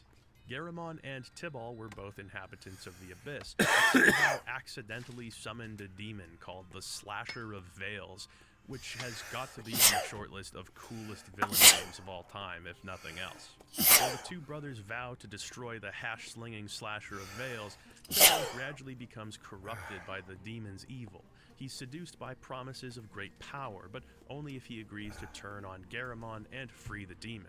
Thankfully, prior to this betrayal, the brothers had created a prison of virtue located at the lowest point of the Abyss. Garamond manages to seal the Slasher in this prison, but alas, he is wounded and dies shortly after. Since then, Tibal, who lacks the virtue necessary to unseal the door for his master, has been hard at work thinking up ways to free the Slasher. He decides that, without virtue, the only way to open the door would be to sacrifice someone of great virtue in front of it. For some reason, I don't know the rules of the door. Also, this person has to be a virgin, because that's the only way to prove that you're virtuous. Thus, I'm led to believe that either the Avatar is not considered the paragon of virtue anymore, or I'm supposed to believe that this guy right here, isn't constantly knee-deep in Britannian You know what? The point is that Ariel is going to be sacrificed, and we need to create a physical key of virtue in order to open the door. We do this by collecting keys of the 3 principles, truth, love, and courage, as we did in Ultima 4. One problem I have is that this story's internal logic is so amorphous that much of it doesn't make sense, and it's just not well told. Almost everything I just told you was gleaned from the clue book, which has a whole section on the game's history. Very little of the game's main plot is described in the official manual, and even less of it in-game. I understand they wanted to keep it realistic, but I consider it a failing of the game's writing that I didn't know what was going on until the last couple hours of the game. If you have to seek out extraneous media to understand the fundamentals of a story, to me, you have not succeeded in properly telling it. It'd be one thing if we were talking about an included game manual, but this was the optional walkthrough. You'll occasionally get scant bits of dialogue, a note, or fragments of a sentence from Garamond during your dreams, but for the vast majority of the game, you have no concept of what's happening or why. I didn't even hear the name Slasher of Veils until I had almost finished the game. If there's a mention of him earlier, I didn't encounter it. I think one of the issues here is how they insist on having Garamon's communication be fragmented. You can barely understand him during your dreams, and I don't know what purpose that serves. In the intro, he was magically powerful enough to not only speak clearly to the Avatar, but to physically pull him into Britannia. What, is he going through a tunnel now? It doesn't create much by way of intrigue because you can't really understand him. It would have only helped the game if, through resting, Garamon could clearly explain the fundamentals of the game's plot. That way, it wouldn't feel ham-fisted, and the developers could control how often you were given bits of lore. There are just so many unanswered questions. Why would sacrificing a virtuous person open a door that typically requires a key to unlock? How did Garamon's ghost pull the Avatar into Britannia? If Garamon and Tibble were both virtuous enough to create a literal chamber of virtue, wouldn't that make them basically the most virtuous people to have ever existed? And in this case, why was Tibble so easily convinced to betray his brother? I'm not saying that there can't be answers to these questions, I'm saying I'd like to know them. The answer, of course, is shut up. This is where it becomes clear that the Ultima part was retrofitted over top of the Underworld part. The intergroup dynamics are fascinating, and the side characters you meet have interesting stories. It's compelling to learn about life before the fall of the Abyss, and the game features some interesting themes. The problem is just the actual plot driving the whole thing. It feels slipshod and clumsily implemented. The clue book's explanation of the brothers' backstory seems like damage control. If you look at any summary of Ultima Underworld's plot, you'll inevitably come across the clue book as a source or reference. The characters in-game rarely have much to add regarding the situation, and you're left to infer much of what's happening. The challenge Blue Sky faced was to write a story that was consequential enough to drive the player forward, but not so consequential as to step on the toes of Ultima 7, which was being independently developed at the same time. The result is an ambitious plot that lacks a critical foundation. I believe they'd have been better off shooting for something much simpler and focusing on the gameplay. The ties to Ultima restrain the story more than anything else. Following our tasks on level 6, we at last reach level 7. My oh my, how I loathe level 7. My first avatar followed the path of the Ranger. It seemed like a fairly balanced class, so I thought it would be good for a first-timer, and I was right. I initially stuck with combat skills, but after a little while I branched out to magic as well. I ended up relying quite a bit on spellcasting. Healing, creating food, levitating, bolstering defense, hitting enemies at range. There are so many helpful things you can do with magic. That is, until level 7. This is the domain of the Dark Wizard, Tibble. As such, he's able to absorb all magical power present in the area, including yours. This leaves you unable to cast anything for much of the level. I hope you brought the Silver Seed with you, because you will be respawning. To begin with, this floor is full of goblin soldiers, the personal thralls of Tibble. A warrior named Cardin tells you that a medallion can be found to allow passage through the goblin encampment. But I thought, you know what? No. There's an option to disrespect the goblins and tell them that you're going to come through without the medallion. Selecting this forces you to fight your way through the goblin and troll armies within the level. Without healing magic, there's a lot of resting involved here. Without the create food spell, that resting becomes less effective over time. Let's just say that by the time I was done here, this 3x3 foot square of water was at high risk of being overfished. I had to walk back and forth a lot, heading back to earlier floors to recharge, then coming back swinging for a bit. It's amazing how naked I felt without access to magic, and I didn't realize just how much I relied on it until this point. By the way, did I mention that this floor is incomprehensible? In the winding caverns, you encounter a wizard named Naruto. I literally can't think of a joke that isn't lazy here, so, you know, believe it or whatever. Naruto informs you that Tibble's orb is behind the draining of magic. The only material capable of destroying such an orb is the substance that the orb itself is made of. It is at this point where the Avatar's life, and by extension my own, becomes markedly worse. I hadn't found any way into the prison section of the Goblin Keep, where plenty of friendly NPCs are kept behind bars, so I tried to take the back entrance, a back entrance which is heavily populated with fire elementals. They all happen to be a crack shot and able to dispatch me even while I fly through the air. This entire molten hallway is one big death trap, made worse by the fact that I was dreadfully low on health, healing items, and food. Even when I did find areas of brief respite, it's not like I could rest and restore my health. I finally found my way to what looked like a promising area, but for some reason, I just died while I was there. Why are bad things happening to me? I shamefully backtracked through the area, if for no other reason than to catch my breath on a previous level. I found an entryway down to the 8th level, which really brightened my day because it was the first new passage I'd come across. While it was mostly a dead end, I did find something called the Orb Rock, and that bodes well. After this, it was back to the slog. I have to admit, this entire section was just brutal for me. I felt unprepared, and yet I couldn't think of any other way to approach it. Under normal circumstances, I would have an item that lets me see invisible traps in this maze, but I had locked myself out of that possibility. Maybe I should have been nice to the goblins. No, it's the goblins who are wrong. This marks the beginning of what I call the Save Scumbags Odyssey.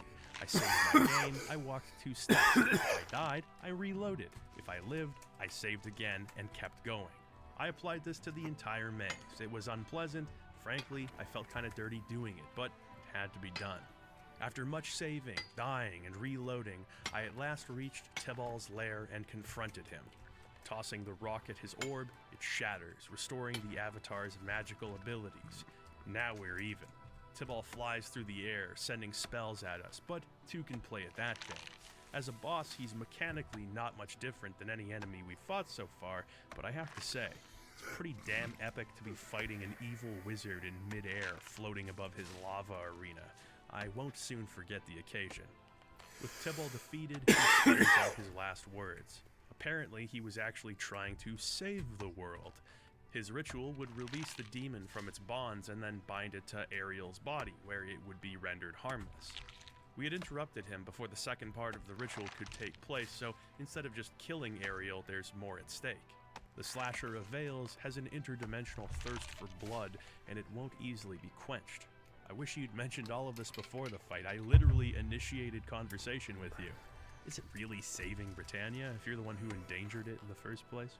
The Avatar manages to save Ariel, who's able to use her amulet of travel to return to the world above. Unfortunately, our work in the Abyss isn't over. The Avatar must still assemble the tripartite key. After all, he's not a virgin, okay? Plenty of sex. We are also contacted by Garamond once again, who asks us to find his remains. I don't know, you are playing Ultima Stygian With Abyss. Tibal's key, the Avatar is able to free some prisoners from this level. One prisoner thanks you, but remains on this floor, telling you to recite the password Folene to one of the seers on the 6th level. Speaking this password, which is the name of the Shadow Lord of Falsehood, the seer will tell you to seek a book in their abandoned library. This book is called Folene Fanlo, and speaking the latter part of this phrase, Fanlo, at a shrine, you'll be rewarded with the Key of Truth. Another of the prisoners will thank you by drawing you a detailed map of the surrounding environment. It's drawn on the back of a portrait of a man named Tom. Tom was the late husband of the grief-stricken woman back on level 5. Returning this portrait to her, she's able to receive closure, and you're thus awarded with the Key of Love. Finally, the 7th level houses a hidden staircase upwards. This allows you to access a secret part of each level, one that you've likely seen but haven't been able to explore. The floor directly above you has you wandering through walls of fire to find your way around, which I found to be an incredibly atmospheric moment. That's the word of the day, isn't it? Atmosphere. It's not impossible for a 2D game to be atmospheric, not by any stretch, but 3D games have a supreme advantage. So much of what atmosphere is tied up in our senses, which are more broadly engaged in a 3D environment.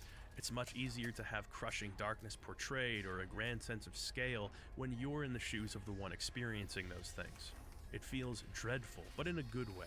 Just when you think you've got a handle on the game, some new quest or mechanic is introduced to put you on the back foot. You're forced to be cautious and rational in how you speak to others, how you treat items, and how you approach hostile situations.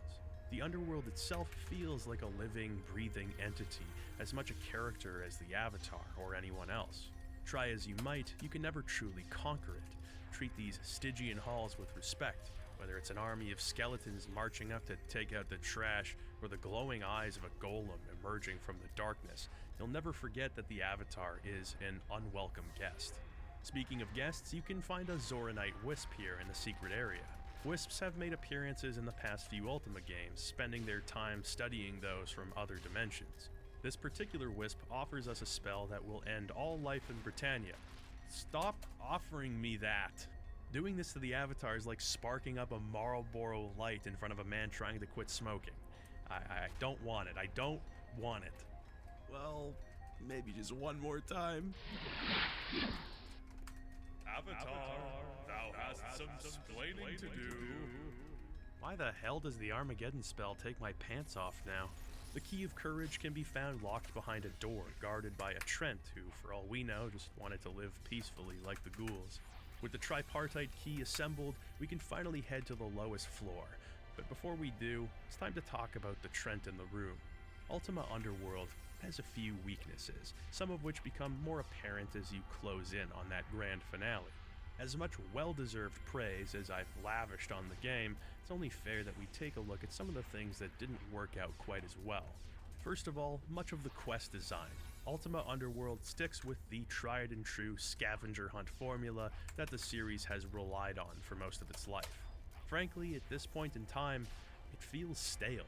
Having a big list of items to check off may be a serviceable vehicle for exploration, but it's not a great driving force for player motivation, at least not this player. It can also be somewhat annoying. Absent the clue book, you'll have no idea on which floors any of the 8 relics or 3 keys are located. You may mistakenly think, oh, 8 relics, 8 floors, there's probably 1 relic per floor, but that would be incorrect. Some floors have many, others have none, and even thorough exploration can leave stones unturned. The optional side quests begin to feel mandatory because you simply don't know where you'll find an important object. It's certainly not unfair, at least not for the most part, but having necessary quest items unceremoniously tied to a single character tucked away in some forgotten corner of an earlier floor, that's an Ultima tradition I'm willing to leave behind at this point. On that note, having critical items look so unassuming or placed so unremarkably, it's not a bad thing, but they do overdo it at times. When you're tasked with finding Garamon's remains, it's easy to cluelessly walk past those very remains many times. They appear identical to the many, many bone piles you've safely ignored for most of the game. Even using the look command doesn't yield a different result, it's just bones. The low-key circumstances of much of the game lead to some great understated moments, like stumbling across the gravesite. But sometimes, rarely, a little panache would go a long way, not just in creating memorable moments throughout the game, but in emphasizing when something major is afoot. As for the combat, it mostly works well, but it never really evolves. It feels like the many magical buffs and status effects aren't worth using all that much. It's better to just beat on an enemy until they die. Some enemies remain a threat until the end, but most become trivial. There's not a lot of different enemy behaviors, which can make combat feel monotonous by the end too. You have little to fear by the final level, and that somewhat compromises the tension. You'll also be so inundated with potions and gear that bartering quickly loses its place within the game. There's just something special about those first few initial hours, when you've got nothing but a nearly broken dagger and tattered clothing to your name, hunting for food and resources while narrowly escaping punch-ups with groups of goblins. Then that feeling of overcoming, piecing together a set of armor, finding a suitable weapon, building a stockpile of food and survival tools. There's a great sense of the tables turning without altogether trivializing the game, an excellent balance of difficulty. While it comes out gangbusters in that regard, it loses some of that edge by the end of the game. What should be exciting stockpiles of treasure are easily ignored. You're unlikely to find anything all that exciting. Finally, there's the skills. I love having a variety of skills to invest in, and refocusing the game on its traditional RPG aspect was the right move. The issue is that many of the utility skills feel superfluous and occasionally altogether useless. Tracking, for instance, is a neat idea. Pressing the F9 key to get a read on where enemies might be. In reality, if you see enemies, you can usually just turn around and walk away. The skill is a convenience, sure, but there's no reason to invest in it over a weapon skill. Lockpicking is similarly hard to justify when lockpicks are so hard to find, and your own fists often do the job just as well. Appraisal is, again, kind of convenient, but that's it. It's great to have a bunch of skills as options, and there is some high role-playing potential here, but it's just not rational to invest in many of these. This leaves only a small handful of useful quote-unquote character builds, usually with a focus on weapons, magic, or a mixture of both. As I mentioned, even skills like Missile aren't useful considering the scarcity of arrows. This is a shame because it cuts down on the novelty of a replay.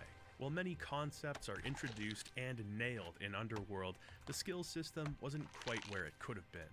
The good news is that Underworld is such a well-constructed game that one doesn't need the promise of novelty to enjoy another playthrough. Eventually, you'll find Garamon's remains and return them to his grave. With his spirit at relative peace, I assume, he's able to easily communicate with the player. He insists that a gate must be opened at the heart of the Abyss so that the Slasher of Veils can be returned to its own plane of existence. The thing about that is, he only really just came up with the idea, he doesn't know how to execute it. Wizards, man. To create a gate, we'd need to use something deeply tied to Britannia herself. In this case, the relics would do nicely. Dropping them into the center of the abyssal volcano would cause a massive and dangerous vortex of energy.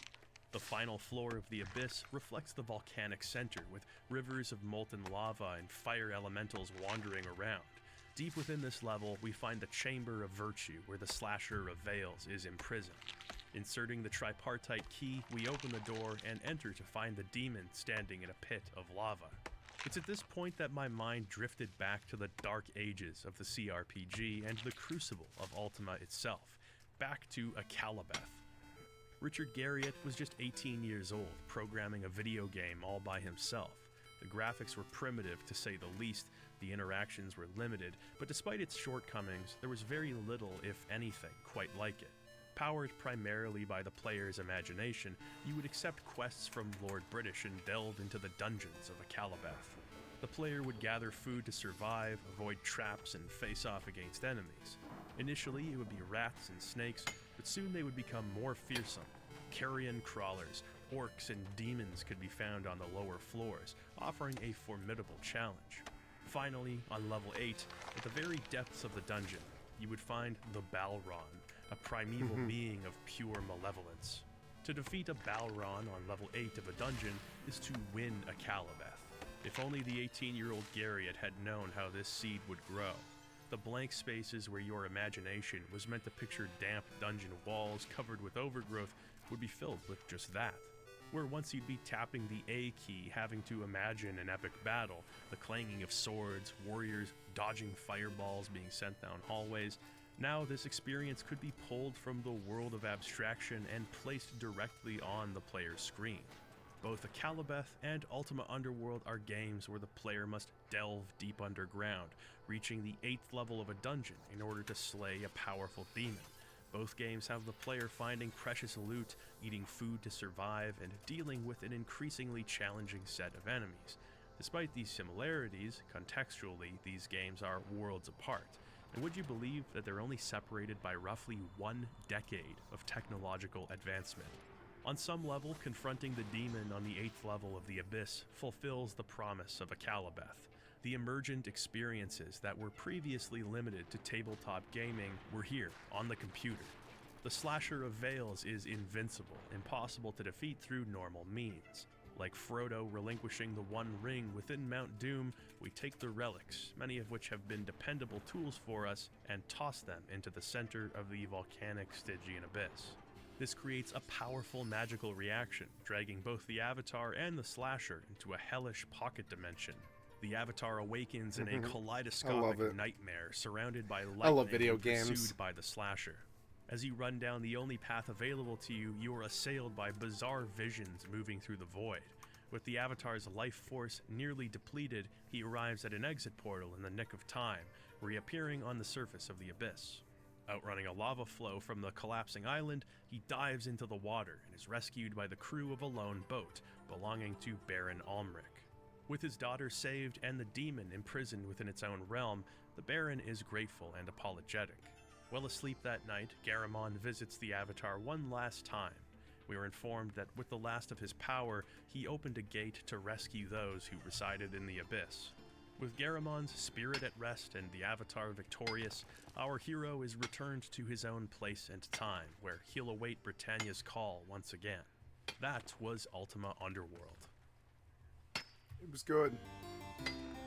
If you've been listening to me talk about Ultima up until this point, it may surprise you to learn that I try to avoid hyperbole.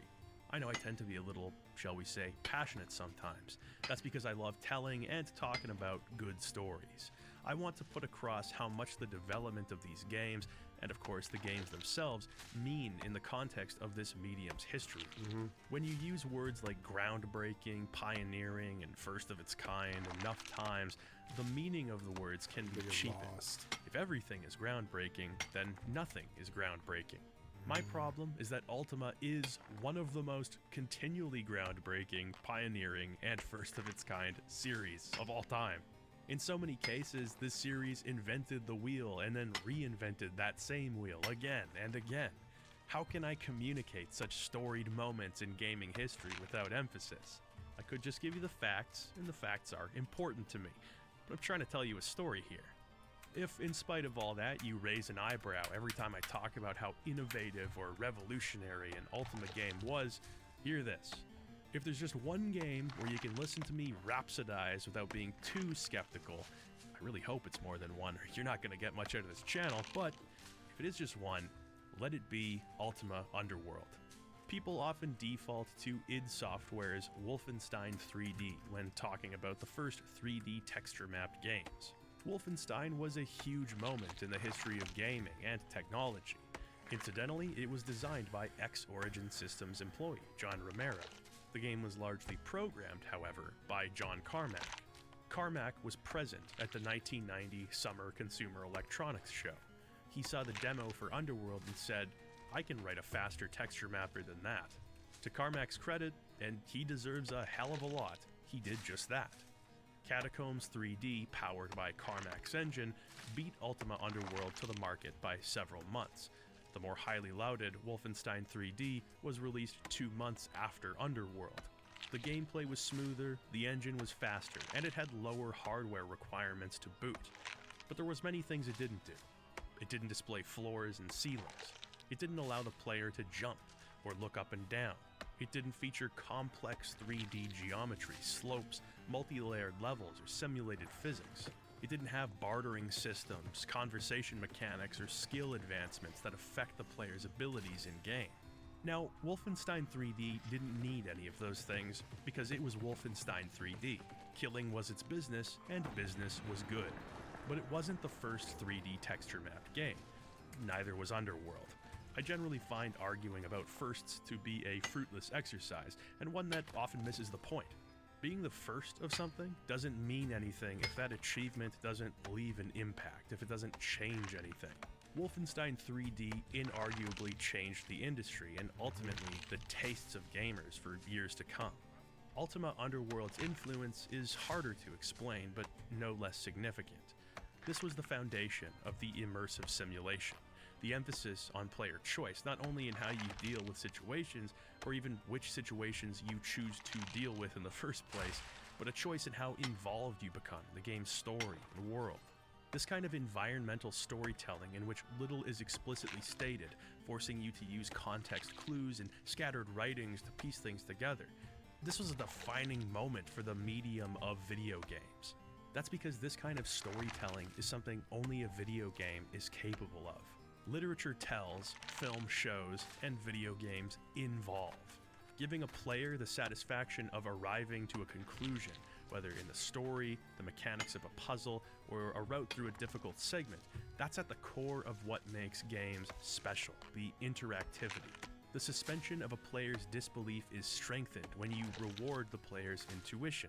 It's a special feeling when you're able to utilize a set of tools to solve a problem without feeling led by the hand or bound by rules. Arguably, Underworld's greatest asset is its physicality. This is a rational game world, and the avatar feels like an unrestricted, natural extension of the player. Finding things in the world, picking them up and using them, it all just makes sense. Everything adds up in a way that never feels at odds with the player's own instincts. Since Ultima 4, this series had been almost single-mindedly focused on making you feel like the Avatar, as though this character in a video game is an embodiment of yourself, hence the name, Avatar. This kind of player choice and expression of intent would reach new heights here. Once you've experienced the flexible, free-flowing movement, the real-time combat, the logical physics system, and the uncompromising freedom of Ultima Underworld, it is very difficult to go back to the way dungeon crawlers used to be. This game is an emancipation, a moment where players could break free of shackles that most didn't even know were binding them in the first place. Now, with all that said, telling you that Ultima Underworld is massively influential kind of distracts from the heart of the point.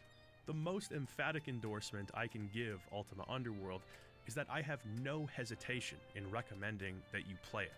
It's still easy to control, it's still a rich and rewarding RPG experience, and it's still so much fun. Too old. These aren't things I can say about just any 3D game from the early 90s, and they're certainly not things I can say about just any Ultima game. Akalabeth is influential, but that doesn't make the act of playing it an entertaining way to spend your free time. Underworld, despite being the first of its kind in so many areas, still holds up brilliantly, and that is a testament to the timeless qualities of its design. The game's development was brutal, and it doesn't emerge from the forge totally unscathed. Sometimes the focus on realism compromises its playability. The story has a few good hooks, but its relationship to the Ultima series wasn't handled very well. The emphasis on side quests and even some proto-faction quests is a huge point in its favor, but the actual structure of those quests feels somewhat stuck in the past. It's far too easy to overlook critical items, and those scavenger hunts and their backtracking become small blemishes over the course of the game. It's a good thing then that the game is so enjoyable to play and for just the right amount of time, as that feeling of a game having overstayed its welcome barely begins to crest the horizon. Ultima Underworld ends. You're left perfectly satisfied with the adventure and excited to experience it all over again someday. Through the blood, sweat, and tears of its development process emerged a legendary journey. Ultima Underworld is one of the most artistically, mathematically, and historically important video games of all time. It's also one of the great CRPGs, and something that anyone who values this art form ought to experience. Oh, maybe. The Ultima games by this point had a long-standing tradition of receiving often compromised or just plain odd console ports. Well, in 1992, there wasn't any home console that could have run Ultima Underworld. The earliest dedicated 3D systems, such as the 3DO or the Atari Jaguar, hadn't yet been released. So for years, Underworld was available strictly on IBM compatibles and also home PCs in Japan. That changed 5 years after its initial launch, when Ultima Underworld would release on the Sony PlayStation, exclusively in Japan. Oh yeah? There are some noteworthy differences in this version, starting with the game's intro. The pixel art has been replaced with higher resolution illustrations, combined with pre-rendered 3D graphics. While I love the art style of the original, the changes here result in a more traditionally cinematic setup for the game's story. I don't speak Japanese, so I'm probably not very good at gauging the quality of voice acting, but I feel comfortable saying that whoever plays Baron Ulrich does a much better job than Richard Garriott.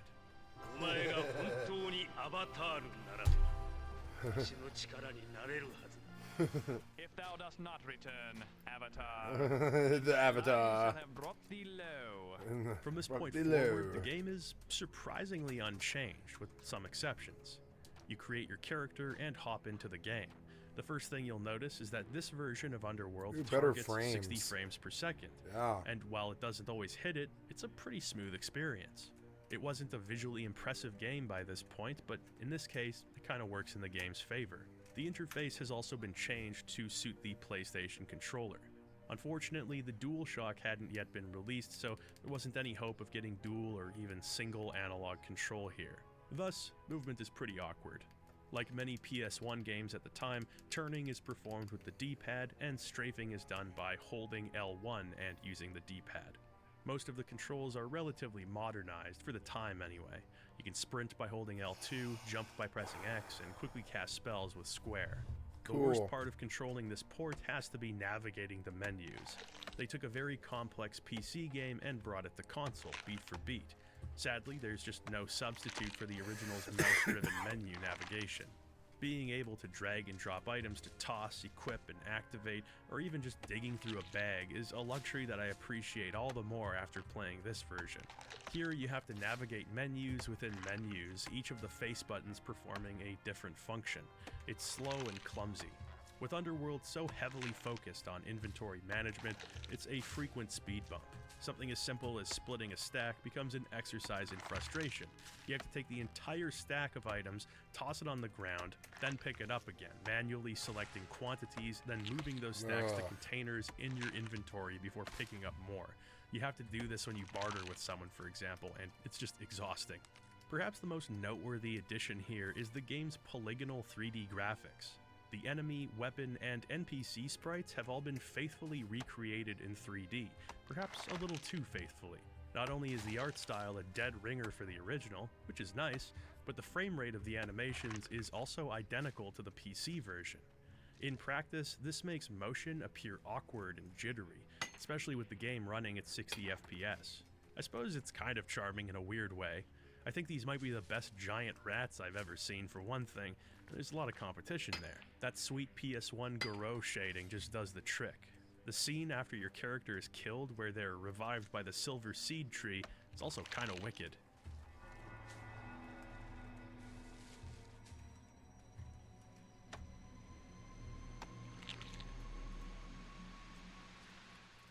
Thankfully, the PS1's hardware imperfections just worked out nicely here.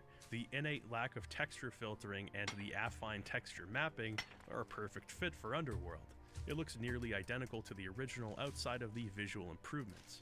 The game also runs at full screen 4x3 now, as opposed to the game window taking up less than half of the screen. The music has been remade with a much fuller mix that still manages to capture some of that low fidelity creepiness from the original.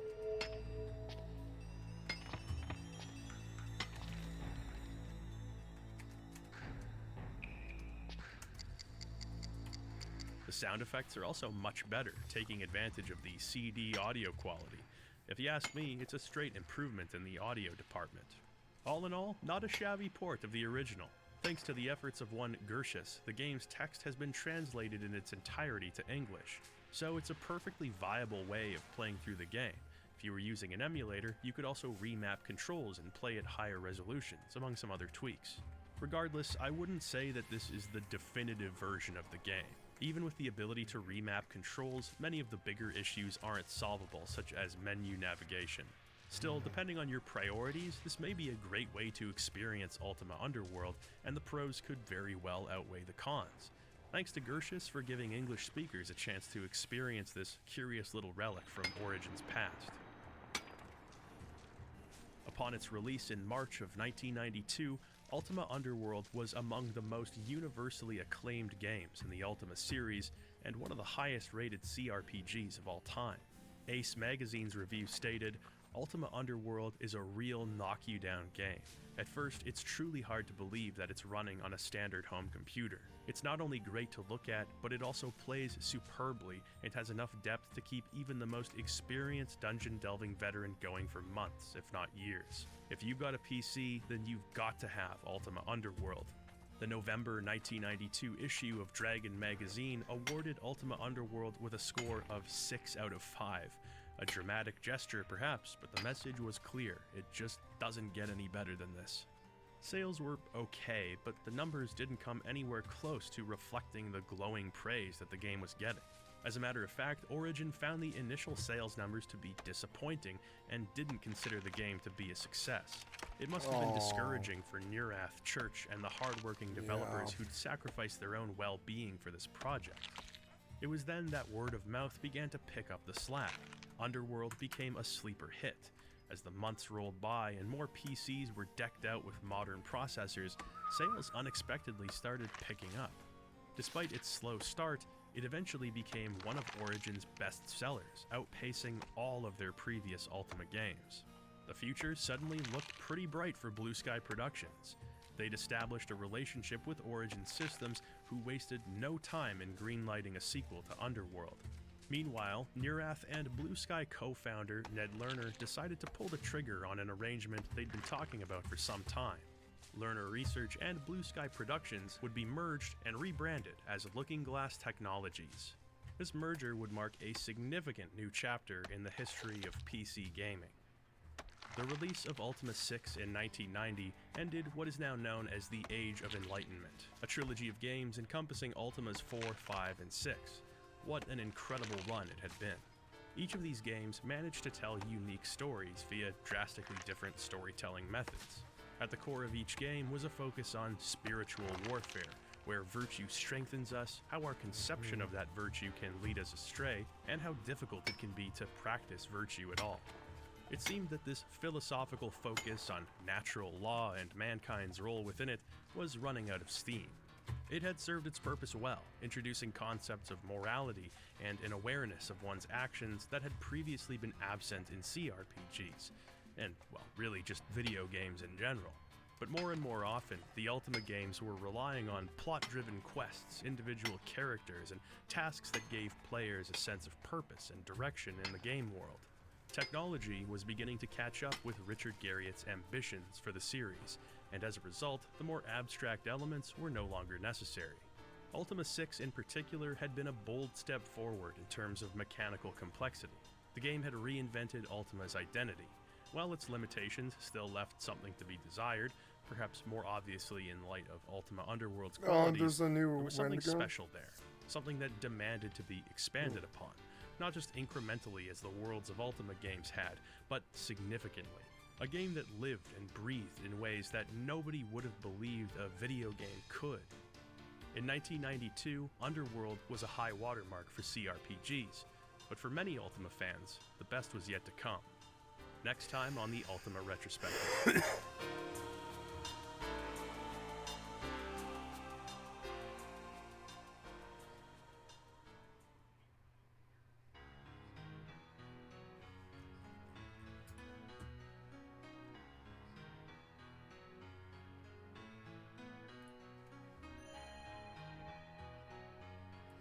Like with many games in this series, a player could request a real-life completion certificate after beating Ultima Underworld.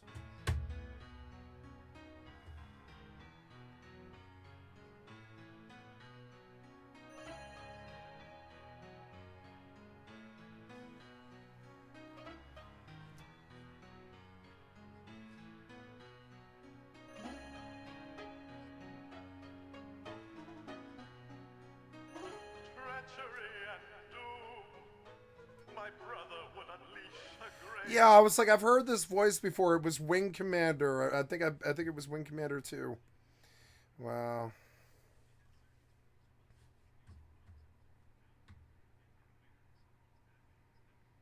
South Korea is a dystopia.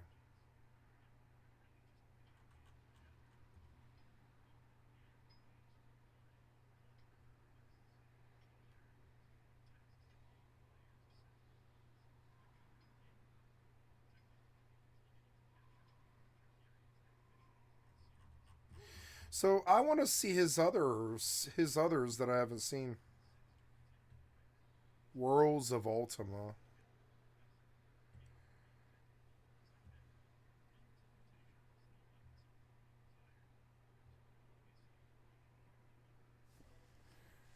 Oh yeah, he did the World of Saturn RPGs, yeah.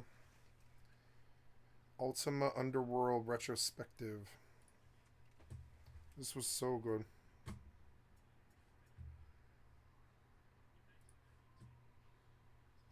Now I've seen a bunch of these, but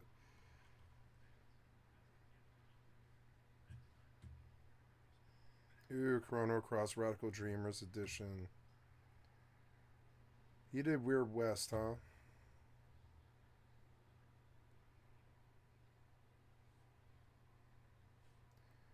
Yeah, what did you think of Weird West? Full of secrets and alternative routes.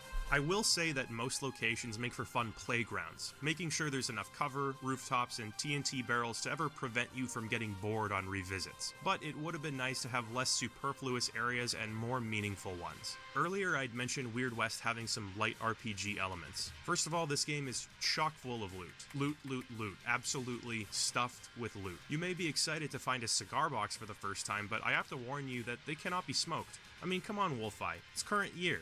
Give us smokable stogies. We'll be showing you now how to smoke a cigarette and a cigar. First, you need to have a cigar. Loot comes in several varieties. First of all, there's equipment. Each weapon type has 1 or 2 variants which can be taken and sold to a merchant in town, or broken down and turned into ammunition. Ore nuggets can be found from looting or mined from ore veins if you carry a pickaxe with you. These are used to upgrade weapons at a blacksmith, so they're a pretty valuable commodity, especially early on in the game. You can also melt them down into bars and sell them for quick cash. There are amulets, which have unique bonuses when equipped, usually increased resistances or damage boosts, and there are vests which can be found on enemies or crafted at a tannery. In order to craft or upgrade a vest, you'll have to hunt down an animal and use a skinning kit to collect their hides. Finally, there's junk. Functionally, junk is just a visual representation of a dollar value. Sometimes junk is worth a little, sometimes junk is worth a lot, but all times, junk fills your inventory and forces you to offload it back in town before continuing. I understand why there's a limit to the junk you can carry. I want to start over. I love this song.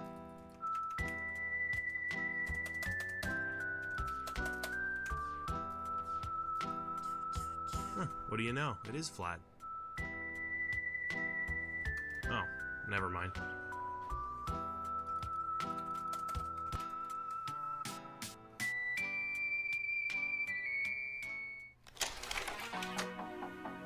Immersive sim is a term that was coined by game designers Warren Spector and Doug Church to describe a specific kind of game.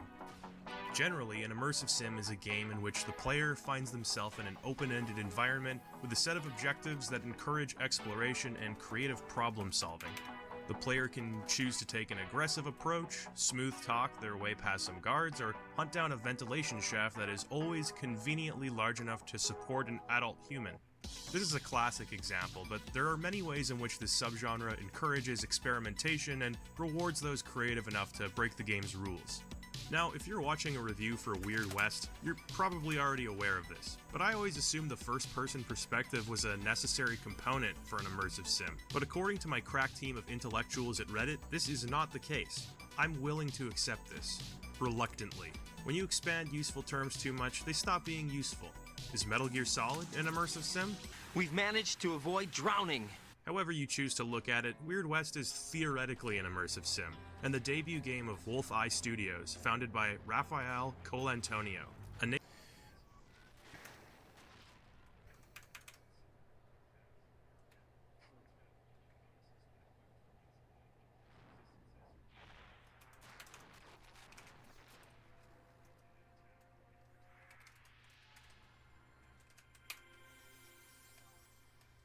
Getting some good clusters. name you might be familiar with if you're a fan of immersive. I want to look at this one. I want you to open the link in a new tab. Dawnkraft is an amazing new Minecraft adventure mod pack, and it has an incredible story to Thank you, tell. Mazler, for the Essentially, extra the Ender content Dragon has been like sub to your corrupted by a channel. malicious deity that has left a Thank you, ripple in Rexus, the too, fabric like of sub the to your overworld, channel. creating a void for never-before-seen monsters to enter and cause chaos. You have been summoned to defeat this fabled dragon, and by a malicious deity that has an incredible story to tell. Essentially, the Ender Dragon has been corrupted by a malicious deity that has left a ripple in the fabric of the overworld, creating a void for never-before-seen monsters to enter and cause chaos. You have been summoned to defeat this fabled dragon and stop the ethereal being that controls her soul. And while the objective is simple, the journey is not. The portal to the dragon has been snapped shut, and the eyes that act as the bridge between dimensions have been scattered across the lands. These eyes are extremely unique and cannot simply be replaced by your usual Ender eyes. While many scholars still know of the whereabouts of these unique eyes, no one has been able to retrieve them yet, as many of these eyes are guarded by powerful foes. The remaining eyes have either been lost to the various new dungeons around the new world, or completely destroyed and must be crafted with rare materials. This is where you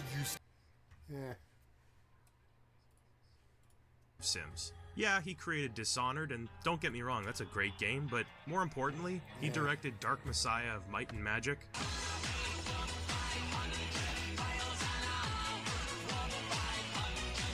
and Arx Fatalis. And I hate the Communicatum rune. I cannot do it. I still cannot do it. It takes me forever to do this one. This is actually one of the few times where I really hate the magic system. Neither of these games, despite being great, sold very well, so he's really the harbinger of cult hits, and that rings true with Weird West. The game is presented in a top-down view, which kind of frames it in such a way that you might think it's an RPG. Dispensing with the term immersive sim, which I've already said so much it's losing its meaning, it's really a stealth action game with some light RPG elements. The story is presented in a unique way, with you taking control of 5 different characters over the course of the game. More on them later. Graphically, the game looks fine. It uses that telltale art style where the environmental details are suggested through texture work rather than modeled out, and it's all cel-shaded. It always makes me think of a Scanner Darkly.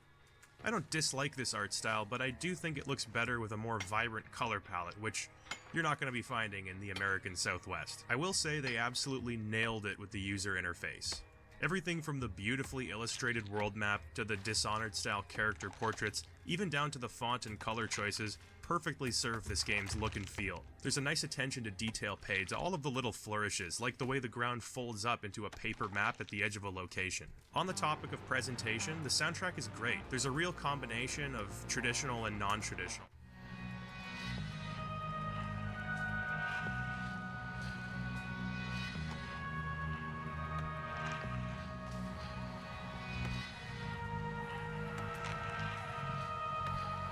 Some of the dark ambience that plays while you're sneaking around a cave evokes Eric Brosius' work on the Thief series, and that's a compliment I don't give out lightly.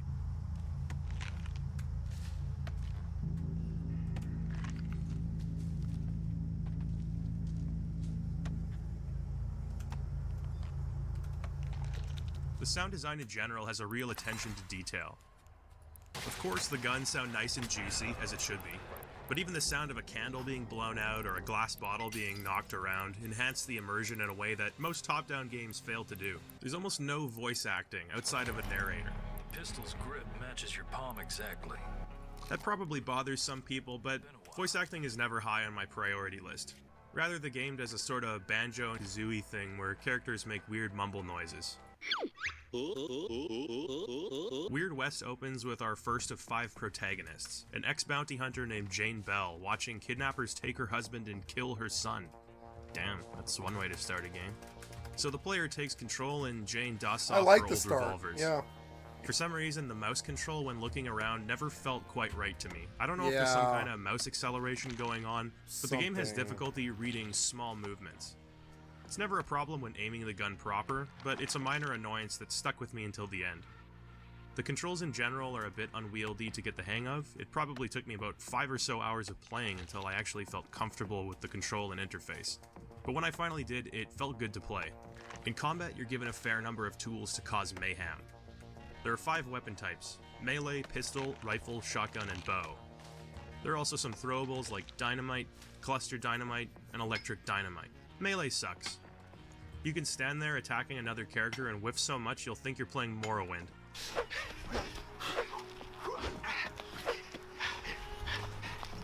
Melee weapons already require you to put yourself in harm's way, so the fact that enemies can actually dodge your attacks means melee is essentially useless. Shotguns serve the same purpose anyway, being a high-risk, high-reward, close-range option, but your shots actually connect. A pistol is usually a solid option in any situation, dishing out fair damage with decent fire rates. The bow is the most silent option.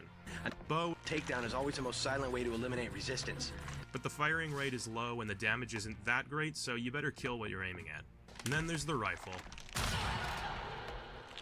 I held the rifle close to my heart in the beginning, but I have to admit it can trivialize the game a bit. Like Dishonored, progression exists in the form of character abilities which influence the way you play the game and require you to spend action points to use.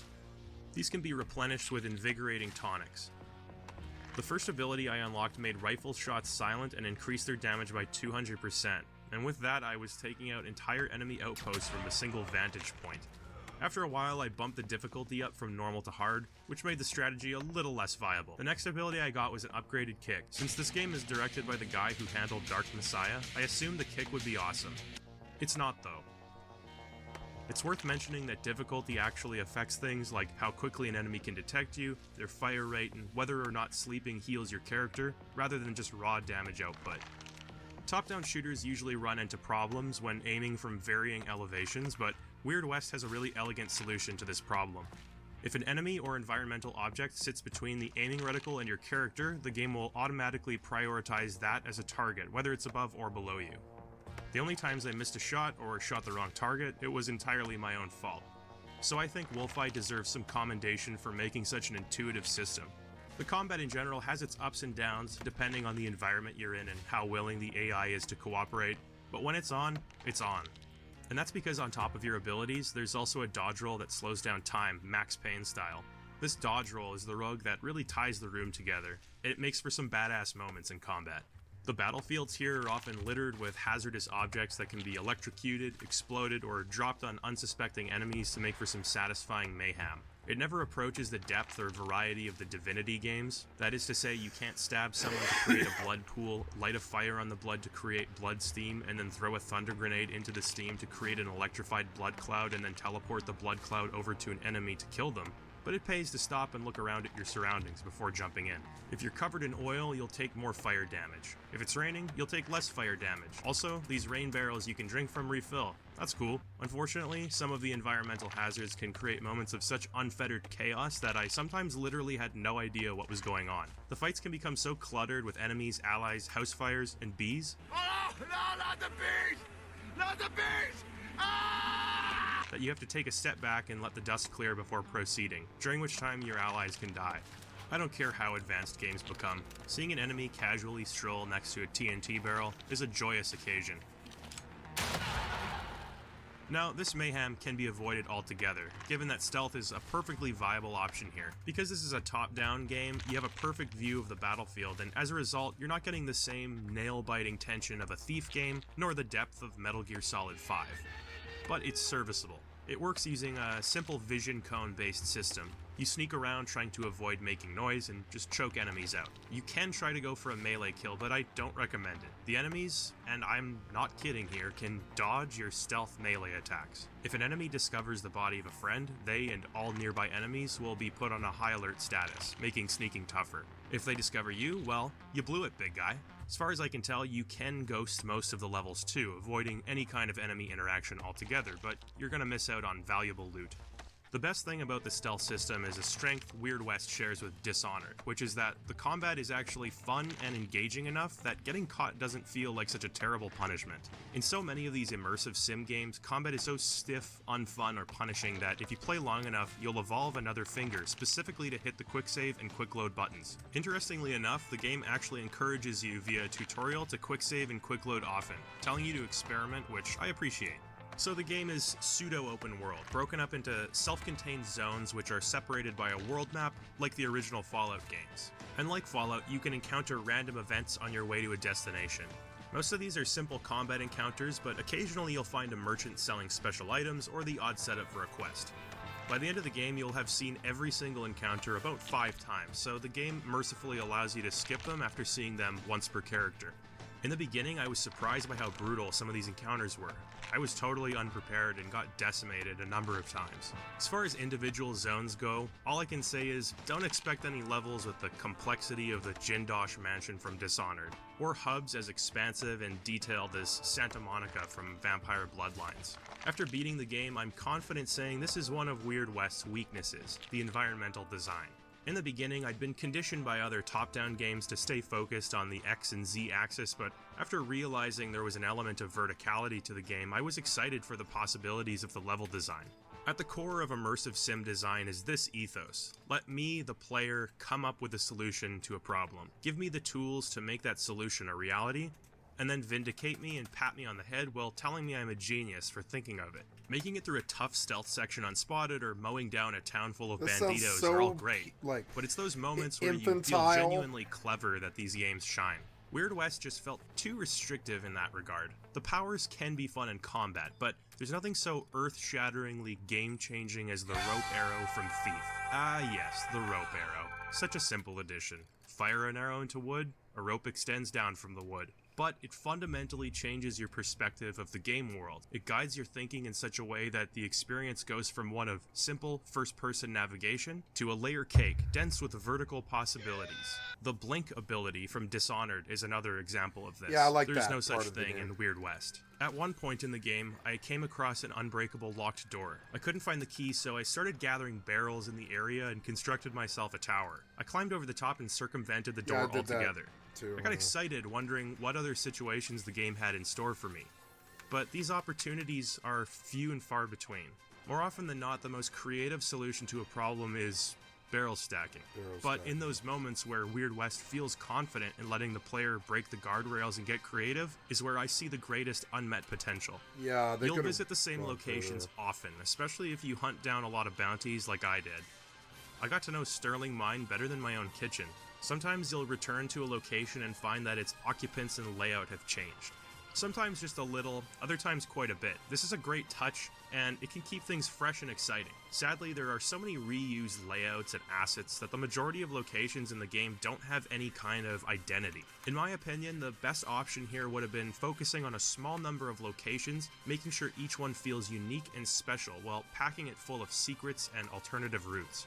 I will say that most locations make for fun playgrounds, making sure there's enough cover, rooftops, and TNT barrels to ever prevent you from getting bored on revisits. But it would have been nice to have less superfluous areas and more meaningful ones. Earlier I'd mentioned Weird West having some light RPG elements. First of all, this game is chock full of loot. Loot, loot, loot. Absolutely stuffed with loot. You may be excited to find a cigar box for the first time, but I have to warn you that they cannot be smoked. I mean, come on, Wolfeye. It's current year.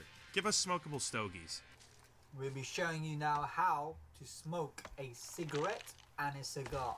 First, you need to have a cigar. Loot comes in several varieties. First of all, there's equipment. Each weapon type has one or two variants which can be taken and sold to a merchant in town, or broken down and turned into ammunition. Ore nuggets can be found from looting or mined from ore veins if you carry a pickaxe with you. These are used to upgrade weapons at a blacksmith, so they're a pretty valuable commodity, especially early on in the game. You can also melt them down into bars and sell them for quick cash. There are amulets, which have unique bonuses when equipped, usually increased resistances or damage boosts, and there are vests which can be found on enemies or crafted at a tannery. In order to craft or upgrade a vest, you'll have to hunt down an animal and use a skinning kit to collect their hides. Finally, there's junk. Functionally, junk is just a visual representation of a dollar value. Sometimes junk is worth a little, sometimes junk is worth a lot, but all times, junk fills your inventory and forces you to offload it back in town before continuing. I understand why there's a limit to the junk you can carry. There's so much loot in this game, if you could pick it all up unrestricted, you'd probably become a millionaire in 10 minutes. But like the locations, my preference here would be quality over quantity.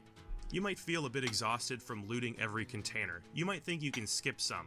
But nope, there might be an incredible item in a random barrel, so get looting, man. So there are a lot of little things that add some depth to Weird West's systems, but not a ton. I'm okay with this. I don't think Weird West has an obligation to be some kind of deep, complex RPG. I wish it nor do I think that was. being an RPG is I inherently thought it had good a lot thing. of potential. If anything, a lot of these mechanics almost become a roadblock to having fun by the end of the game. I don't think it ever quite reaches that point, though. If nothing else, the RPG elements of this game provide just enough incentive to head off the beaten trail, do some exploration, and find some quests. And of all the games I've played with quests in them, Weird West is one of them.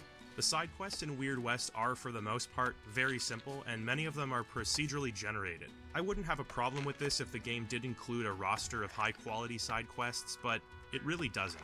Now don't get me wrong, there are a few quests that stand out. For example, there was one point where I was trying to find a wraith that haunted this town. I was given some vague instructions each step of the way, all without a quest marker, and I was starting to feel stumped when I heard strange noises while walking through town. I followed this audio cue before arriving at a boarded up abandoned house where the next stage of the quest took place. This approach to questing with a reliance on a player's observance is risky for a game developer to implement. Scripting out quests is hard work. Knowing that a player may become frustrated and abandon the quest or not even come across it, thereby invalidating your hard work, requires having faith in the player. Oh, fuck this. That's why so many high-budget games just let you press X to use Hero Vision, which highlights quest items in red. I appreciate the Wraith quest a lot, and also wish the game had a lot more just like it.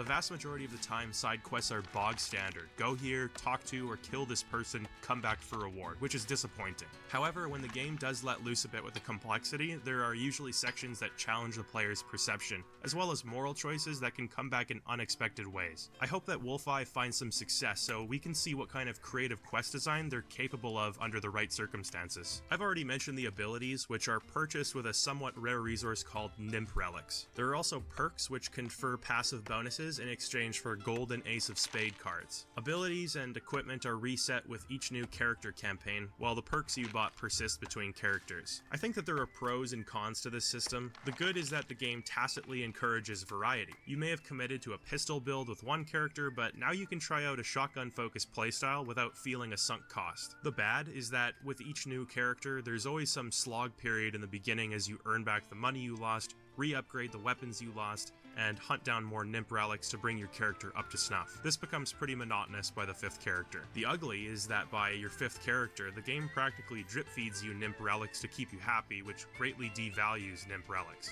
This is a segue. In all of these modern immersive sims, there's a problem of balance. Dishonored, Prey, and the modern Deus Ex games all have their own version of Nymph Relics, runes, Neuromods, and Praxis kits, respectively. These items are meant to represent the high point for loot, so they're often awarded for completing tasks, exploring, or following the main story. Ultimately, what this leads to is an overabundance of these items if you're the type of player to do as many side activities as possible. You end up purchasing abilities that don't really interest you, or at worst, you ignore the items altogether because they no longer represent an extrinsic motivation for you.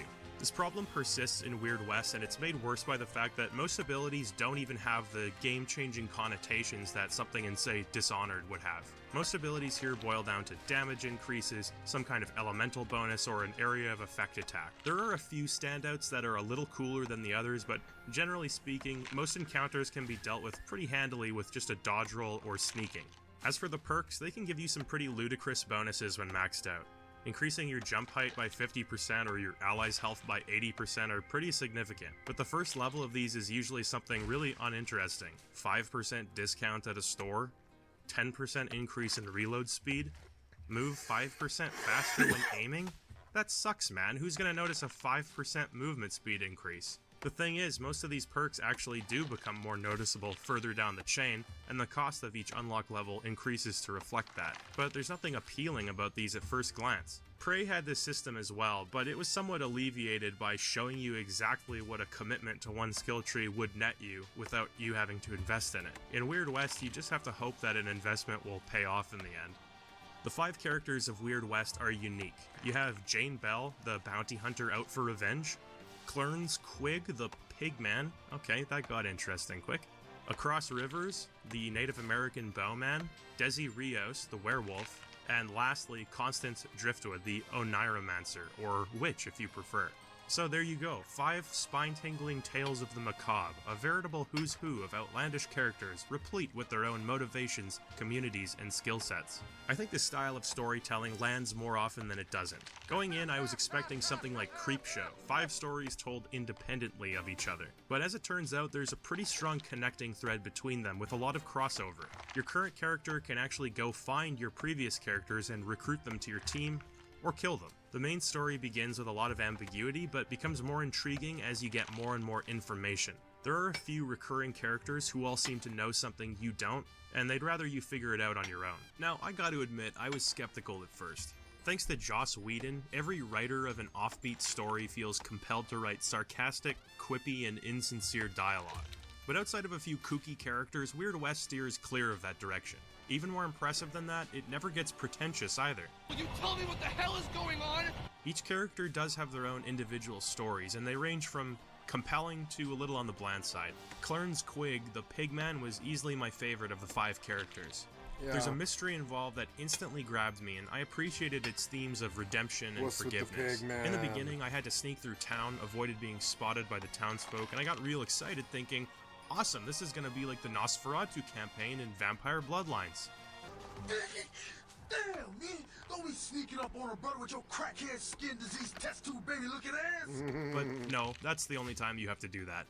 Townsfolk do make comments about you being a pigman though, so I guess that's cool. Now, the developers made sure to involve real-life Anishinaabe to make sure the story of our Native American character across rivers was handled appropriately. But I was very disappointed to see lycanthrope culture being so brazenly mischaracterized in Desi's campaign. Wolfeye, please consider having me as a consultant on your next project. Day's got his own leash he wears, and then there's the kind his mother keeps him tethered to. His family, his chores, his study. So there is some varying quality to the character stories, but they, along with the overarching narrative, remain mostly captivating. There is lore in Weird West, and though it is not the most robust I've seen in a game, there's a fair amount of world building in the form of books, letters, and conversations you can eavesdrop on. There's a small pantheon of gods that seem to affect the world in various ways, as well as different factions warring with each other. But Elder Scrolls this is not. One highlight of the story is that each character offers you a new perspective, letting you experience what it's like to be a member of a faction that was previously hostile towards you. I think this idea has a lot of potential and is being held back by a weak supporting cast. Yeah, the supporting cast aren't the greatest, and by aren't the greatest I mean arguably don't exist. There are a few characters integral to the story, and outside of 3 or 4 if you're being generous, they're all throwaway, used for the express purpose of chugging the plot along, with no real attention paid to their personality. Sometimes you can ask them a question and they'll respond, but usually they're just there to inform you of where you should go next, who you should talk to, or why you should do it. I don't want a bunch of flat video game characters. I want friends. Friends! Ultimately, what interested me the most wasn't the fate of any character, including the ones I actually played as, but rather figuring out what the hell was going on. The companions in this game are either copy-pasted mercenaries which can be hired in town, or characters from the previous journeys that can now be recruited. It's cool to hear a previously silent protagonist talk to your character, but outside of a line or two, there's no banter at all, which is a big disappointment. They're not companions so much as they're mobile meat shields that occasionally complain about the weather. Weird West delivers on its ending. It answers almost every question I had, and also took into account some decisions I made along the way, including decisions I didn't even know were decisions. And that's awesome. Morality tends to be a bit ham-fisted in some of these games, so I gotta give credit when developers weave it into the story organically. In the end, I felt the same sense of pride as beating New Vegas and seeing all the effects of my good deeds. The old Mormon fort quickly devolved into little more than a junkie den. I clocked in about 25 hours with Weird West, and that's while doing every bit of side content I could find, not that I necessarily went hunting for more. I'd say that's a good length for this game. I was just starting to feel that little bit of eagerness to be done with it by the end. As of the release of this video, Weird West is $44 in Canada, $40 in the United States, and probably $699 in Australia.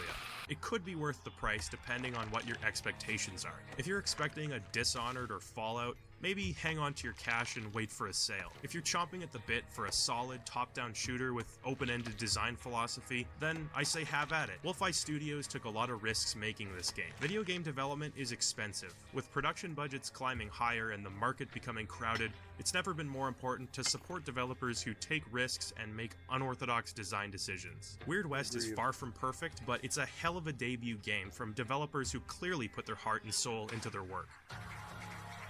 I liked the combat in this Wow, game. you made it all the way to the end. Hey, I appreciate that. If you like this video and you're interested in hearing more, I ask you kindly, like the video, maybe subscribe if you're feeling bold, and hey, maybe even leave a comment. Do you agree with me? Do you disagree with me? Let's argue on the internet together. I've got a lot of ideas for more modern reviews as well as some for classic games as well, so stay tuned, and thanks for watching.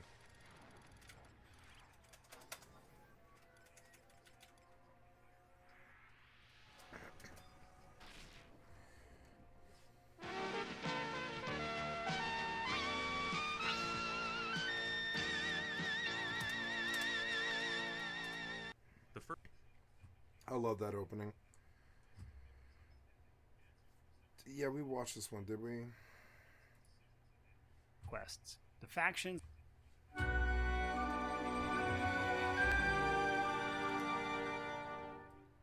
What's going on, everybody? Mortem here, this time bringing you my review after 100% for Kingdoms of Amalur: Re-Reckoning. So, first things first, the name of this game is really dumb. Pretending this remaster got a decent name, we'll continue on with the rest of the review. Kingdoms of Amalur: Reckoning, originally released in 2012, there was a ton of drama around its release and the studio involved in creating it. This review isn't really going to go over those things, mostly because it's fairly common knowledge these days, but basically THQ Nordic bought up the rights a few years ago and was able to release a remaster which kind of updated the graphics, and that's about it, and that is Re-Reckoning.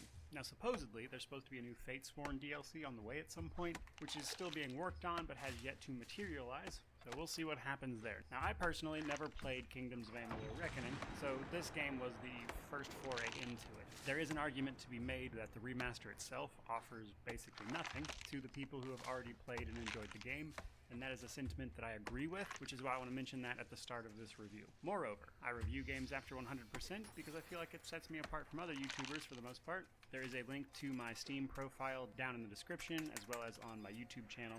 And if you're curious what a review after 100% entails, there's a video on my channel about that as well. If you're not subscribed to my channel, it'll be the first video you see when you click on my channel page. With that out of the way, let's actually jump into it. First things first, let's talk about difficulty. So when you fire up a new game, you're going to pick a difficulty. The main thing to understand here is that what this actually does is scale the enemy levels pretty much in comparison to your levels. Now the entire game world is somewhat level bound, meaning that enemies within this area will be a certain level. However, the difficulty kind of adjusts that in comparison to the level you would be at that time, meaning that if you do most of the quests, you'll be like this level in this area. And the difficulty adjusts the enemy levels kind of based on that. So easy, they're going to be way below you. On normal, they're either going to be about one level above you or pretty much right where you are. On hard, enemies will be consistently leveled up above you. And on very hard, they will be significantly higher level than you, and of course all of this means increased or reduced damage, though truth be told, simply because of the way the game is set up and the fact that there's a reckoning mode in combat, playing on higher difficulties isn't that big a deal. It just really determines how quickly you die if you get like stun locked in combat or something.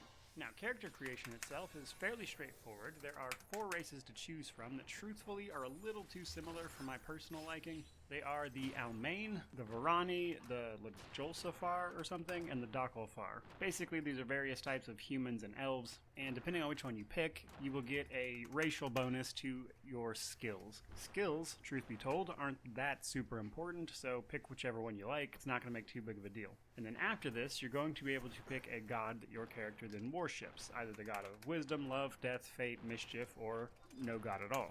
Each one of these will give you a bonus towards a certain play style. So the best thing to do here is pick one of these that coincides with the way you want to play your character. While you won't actually pick them during character creation, I do want to talk about the skills a little bit, since the character creation gives you racial bonuses to skills, but then completely fails to explain what they are, outside of something that might be exceedingly obvious, but because, you know, stealth is pretty much stealth, right? Now, in terms of skills, there are alchemy, blacksmithing, detect hidden, dispelling, lockpicking, mercantile persuasion, sagecraft, and stealth. Most of these are self-explanatory. Most of them have a point at which putting more points into them is pointless. For instance, lockpicking, you can go through the game with like 1 point in lockpicking and be just fine, just because of the way the lockpicking system works. Basically Skyrim's lockpicking system. And as such, as long as you got enough lockpicks, you really don't need to put points into lockpicking. Dispelling allows you to remove magical wards. It is a sort of alternative to lockpicking. Having a few points in that helps, but you don't need a ton by any means. Alchemy, I like to put at least 5 points in. This allows you to consistently harvest materials out in the world and make the best potions. Specifically, one kind of potion, a fate potion, but we'll talk about that later. Mercantile gives you better prices, but honestly, you're going to have so much gold by the end of the game that that's basically pointless. Persuasion sounds fun, but there aren't really any choices to be made. Persuasion usually just gives you a better reward or makes you skip tedious quest steps. Stealth is awesome, but unless you're playing a stealth character, kind of meaningless. So because of that, all of these skills, while there are ones you want certain amounts in, the most important, I would say, is probably detect hidden, as it will give you extra loot, extra passages by showing you hidden doors and things, showing you enemies on your mini-map. And again, as such, detect hidden is basically the best one, though others do have their uses. Blacksmithing and sagecraft will help you create items, and then using sagecraft, you can socket those items. That is basically like a jewel crafting thing almost. Moreover, when you're out in the world, there are actually trainers for each skill that you can find, who will, once per level, be able to increase the skills you have, in addition to you getting 1 skill point per level to increase these. So between skill trainers and the points when you level up, you'll basically have